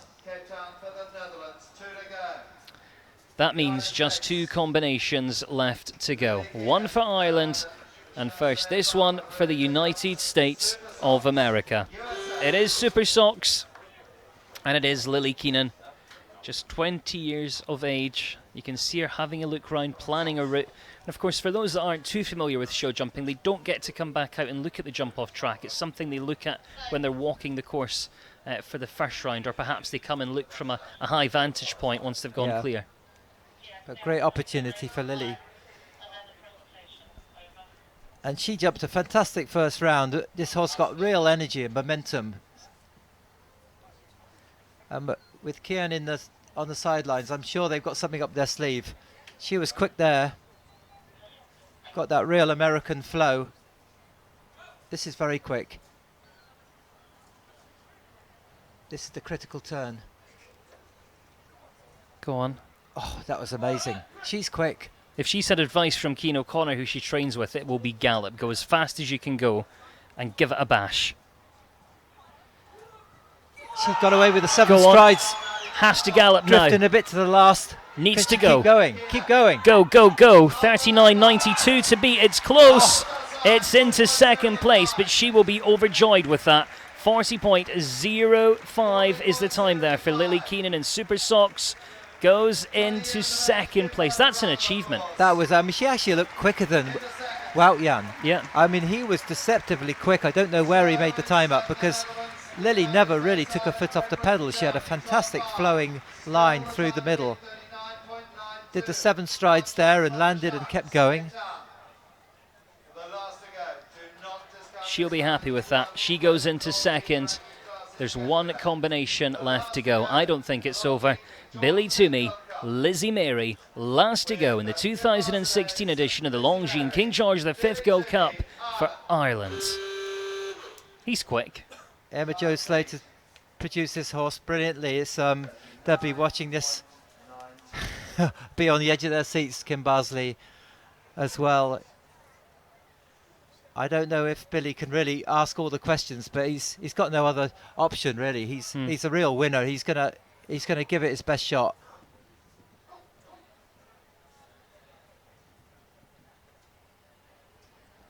Right, off and running. 39.92 to beat. Could all be about this line, you know. He can't be any quicker than that anyway. Good tight turn back. Go on. There's not much in it. Can he keep it running? He's going to have to push on as after he lands over this gate. Now he has to gallop. He has to go. Oh, Billy. 39.92. The atmosphere is electric here. It's going to be so close as he lands. Has he? Has he? Has he? Yes, he has. 39.46. There's your winner. There's the family. It is Billy Toomey and Lizzie Mary who are crowned champions of the Longines King George V Gold Cup. It went right to the wire. So exciting. That is unbelievable for Billy. He'll be absolutely over the moon. I mean, to win it on this horse, it's a big step up in the first place to do the first round. I mean, he's won some great classes, but this one he's going to treasure for a long time. It's absolutely fantastic. That just goes to show anything can happen in show jumping. I thought Bertram Allen had done it, and actually he's going to finish in 4th today. Well, it had that look about it, didn't it? We were 13 clears, and you know, it's one of those where they kept nudging the boundaries. It got faster and faster, and Billy had no other option than to really give it his best shot. I mean, last to go is the best position to do it. But, well, we're going to hear from Billy in just a couple of minutes. Stay with us as we return for the conclusion and the presentation of the Longines King George V Gold Cup here at the Royal International Horse Show.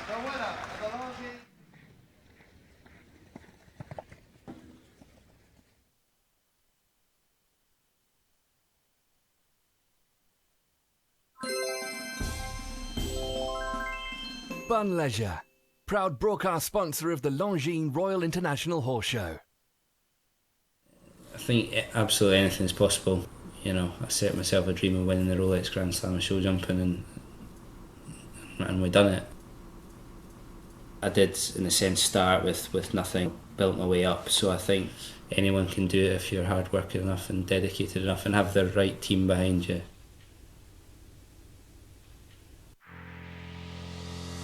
Equine America, known for its range of superior feed supplements, including Quarterflex, a joint supplement for horses, people. All supplements are made from natural ingredients and are competition legal. Trusted by many riders, including Stephen Franks, the Equestrian.com Derby 2015 runner-up. You can view the full range online at equine-america.co.uk or call the Equine America team for friendly advice. Equine America, products that really work.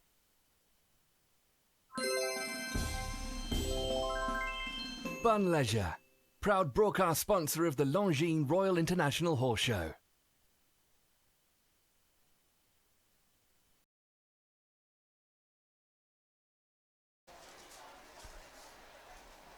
Jump-offs we have seen in the up. It went right wire. Hannah with our winner, me and Lizzie Mary. Billy, yesterday, last in the speed class, took the victory. The same again today. This really is your show. Yeah, I'd have to thank Lizzie Bunn for the rig draws. I'm only joking. No, I'm delighted with the show. I've had an amazing show. That's my 4th win. Delighted with the mare because it's been a bit of a slow process, but she seems to be really coming to. You know, she's got her own mind. She's a bit of a chestnut mare, but she performed unbelievable today. So I'm delighted with her. Absolutely delighted. The King George V Gold Cup is such a huge class to win, so much prestige. Where does it rank on your list of personal achievements? It's one of the ones to win. I've been lucky to win, I think, 4 of the main CSIO Grand Prix now, so I'm very proud of that. Very proud to be amongst the great names who have won this class in the past. And yeah, I'm out of breath at the moment, but yeah, just delighted. You're out of breath. We'll let you stop talking and go and enjoy that lap of honour. Congratulations once again, Billy. Thank you very much. Cheers. Thanks. Many congratulations to Billy Toomey. Of course, Kim Bizarrely, of course, the owner of that horse, and she will be over. I bet if she's not here watching today and she's watching at home, she'll be jumping around her living room. But let's have a look. Going absolutely berserk. And Emma Jo Slater, she won the Grade C at the Horse Year Show on this horse. I was in that class that day and really did like this horse. It always had some, you know, as a novice, and Billy's just proved that and done a great job in bringing it to this level. And I don't think even Beasley Madden and Cortez C, who won it the last 2 years, perhaps would have caught him today. Yeah, I think that was quick. He was absolutely exceptional. Well, let's have a look at the full result then. It is Billy Toomey and Lizzie Mary that take the victory here in the Longines King George V Gold Cup, getting very close at the top, 39.46. Finishing in second, it is the Netherlands with Jan van der Schaans in Cape Town, 39.92. And the USA's Lily Keenan and Super Sox finish in third. It's fourth for Bertram Allen and Molly Malone. Tim Stockdale for Great Britain, he finished in fifth, with Patrick Sulmeyer in sixth, Katie Dine in seventh, and Great Britain finishing eighth, Anna Power. We always knew it was going to be a quick one, but towards the end it really built into a climax today. It did. It really favoured those at the end of the jump off, and Bertram Allen really did a sizzling round, you know, and looked unbeatable really. You know, I suppose Tim with Fleur de Loup, he perhaps thought he'd done enough, but as I said, just between those two fences he added a stride where the others knew they had to take that out if they were going to have any chance of winning it. And but Bertram looked like he'd left nothing in it. And I think it was when Shane Breen went round in 38.84 seconds that we suddenly thought, hang on a minute, that's a big margin. It is There's beatable. something to be, this is beatable. And there it went, you know, the Wout Jan van der Schaans, 39.92. Perhaps on normal days he did enough to win it, but last to go, it's never over, is it, until the last one's in. And Billy Toomey just did the fantastic round. I mean, that's something he's going to remember forever. Yeah, it is. It is. These sorts of competitions, you know, they really stick out. And of course, we've got the list of some of the very best names in the world on there. But it was exciting, and we congratulate Billy Toomey as we send you back down for a final time to Hannah Wilkes. Well, what a fantastic week we've had here at the Longines Royal International Horse Show. From the Nations Cup on Friday, where Germany took the win in fantastic fashion, to yesterday's Queen Elizabeth II, and today, Billy Toomey, King George V Gold Cup winner for 2016. We've had a fantastic week here, and from all of us, it's goodbye.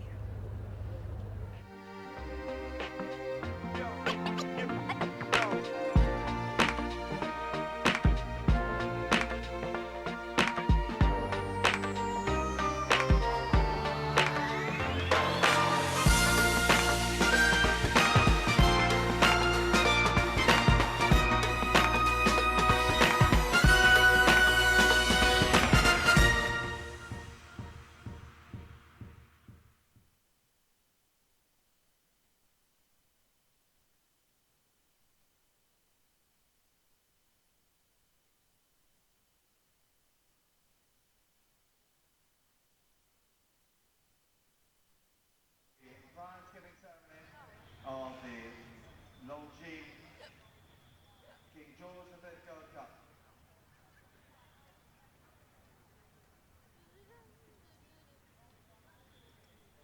Playing the Standard of St George.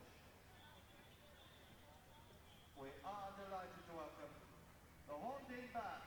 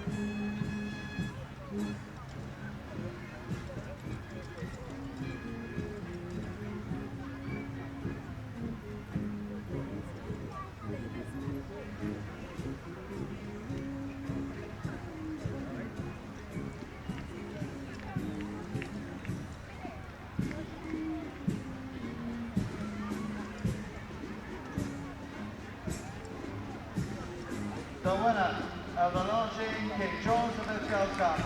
Congratulations to Billy Tinney and Kim Barclay's Lizzie Mary.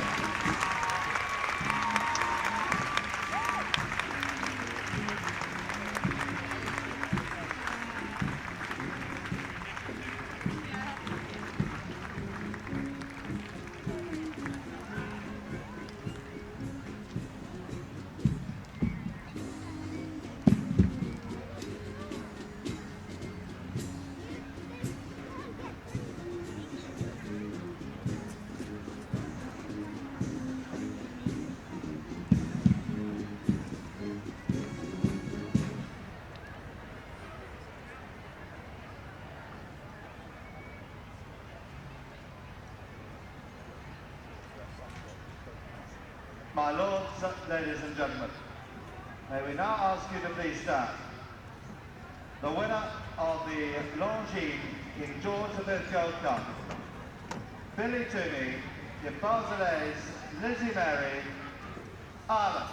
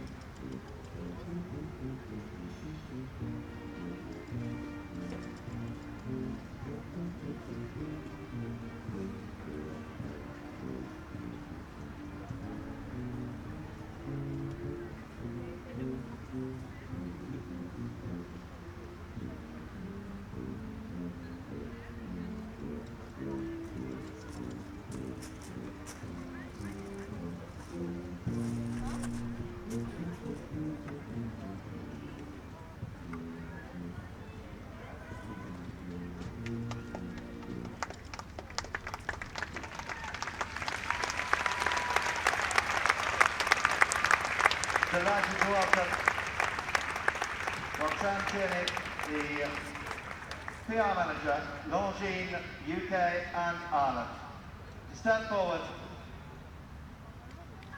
to present the winner's rosette, the championship rosette.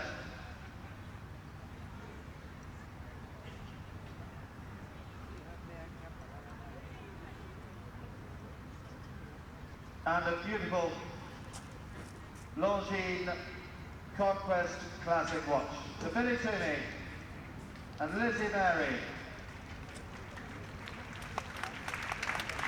And now, the most famous trophy in the world of show jumping.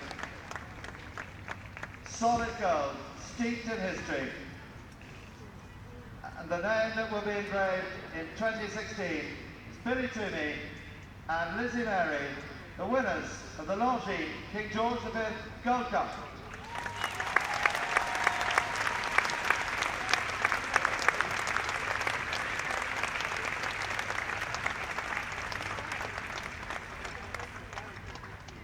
And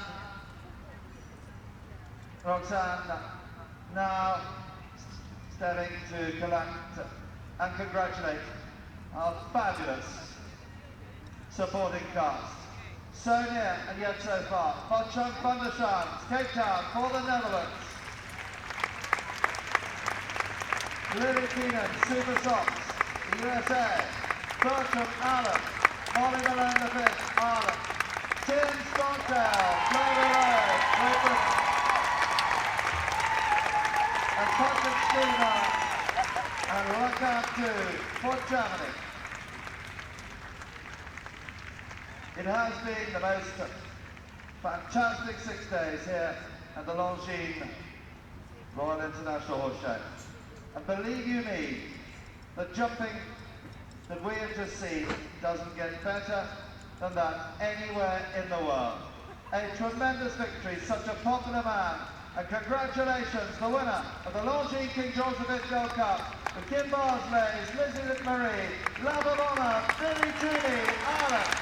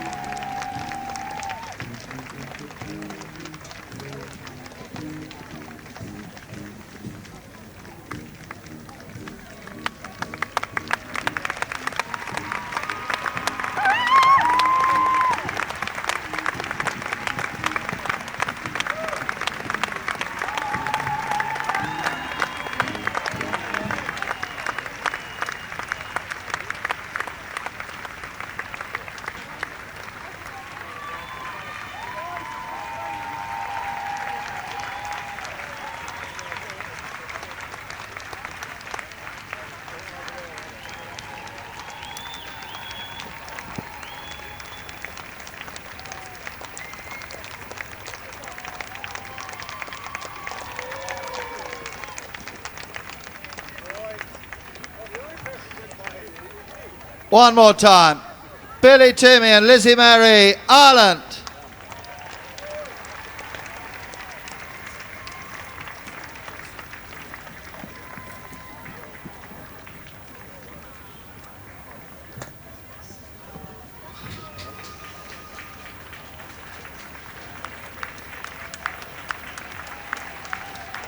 Well, that completes the sixth and final day of the 2016 Longines Royal International Horse Show. Very well done indeed to the entire Bunn family. And thank you all to all the stewards and officials, all the sponsors, and above you, our members of the public who have made it such a tremendous success in this glorious setting, this glorious summer's afternoon. Congratulations to Billy, congratulations to all the winners, and see you for the Hickstead Derby meeting 2017, and also, of course, the Longines Royal International Horse Show 2017.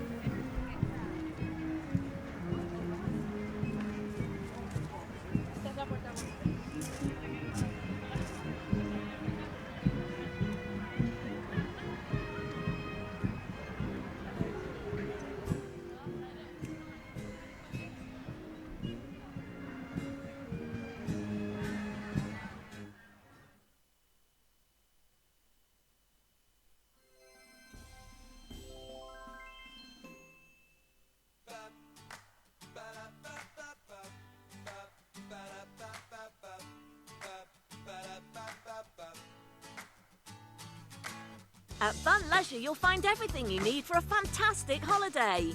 Fun, family atmosphere, fabulous entertainment, all in our sunny South Coast seaside location. Book online at bunleisure.co.uk. Any successful company needs people who are passionate about what they do. As the company grows, we are needing to make helmets that meet multiple safety standards. When new technology comes along, we have to assess whether it really makes a better product. And so therefore, sometimes we embrace technology, and sometimes we decide that the traditional way is still the best way. Charles Owen has a passion for making this a safer world. Equestrian.com, your first choice for top quality products and brands you can trust.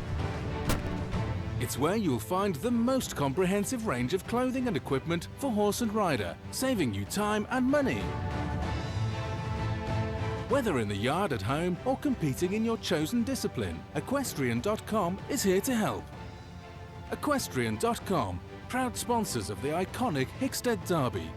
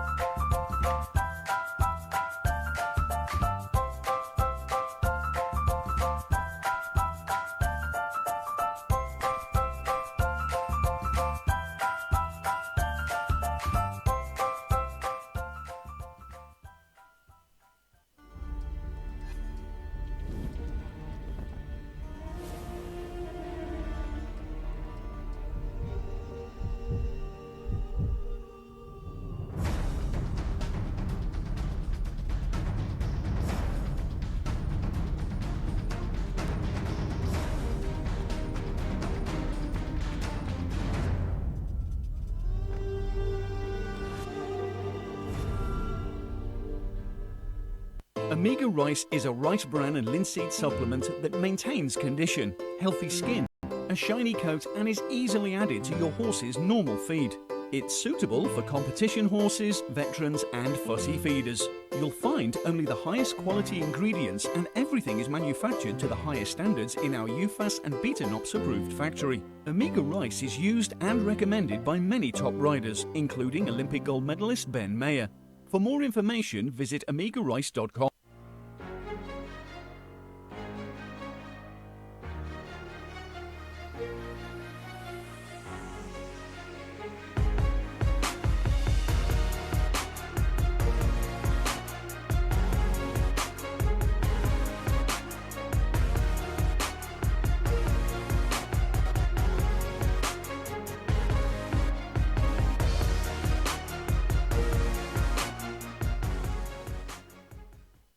I think absolutely anything's possible.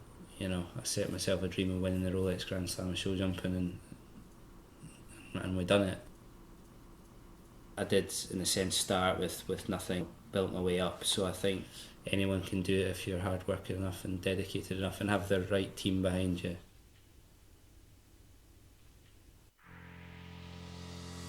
Equine America, known for its range of superior feed supplements, including Quarterflex, a joint supplement for horses, people, cats and dogs. All supplements are made from natural ingredients and are competition legal. Trusted by many riders, including Stephen Franks, the Equestrian.com Derby 2015 runner-up. You can view the full range online at equine-america.co.uk or call the Equine America team for friendly advice. Equine America, products that really work.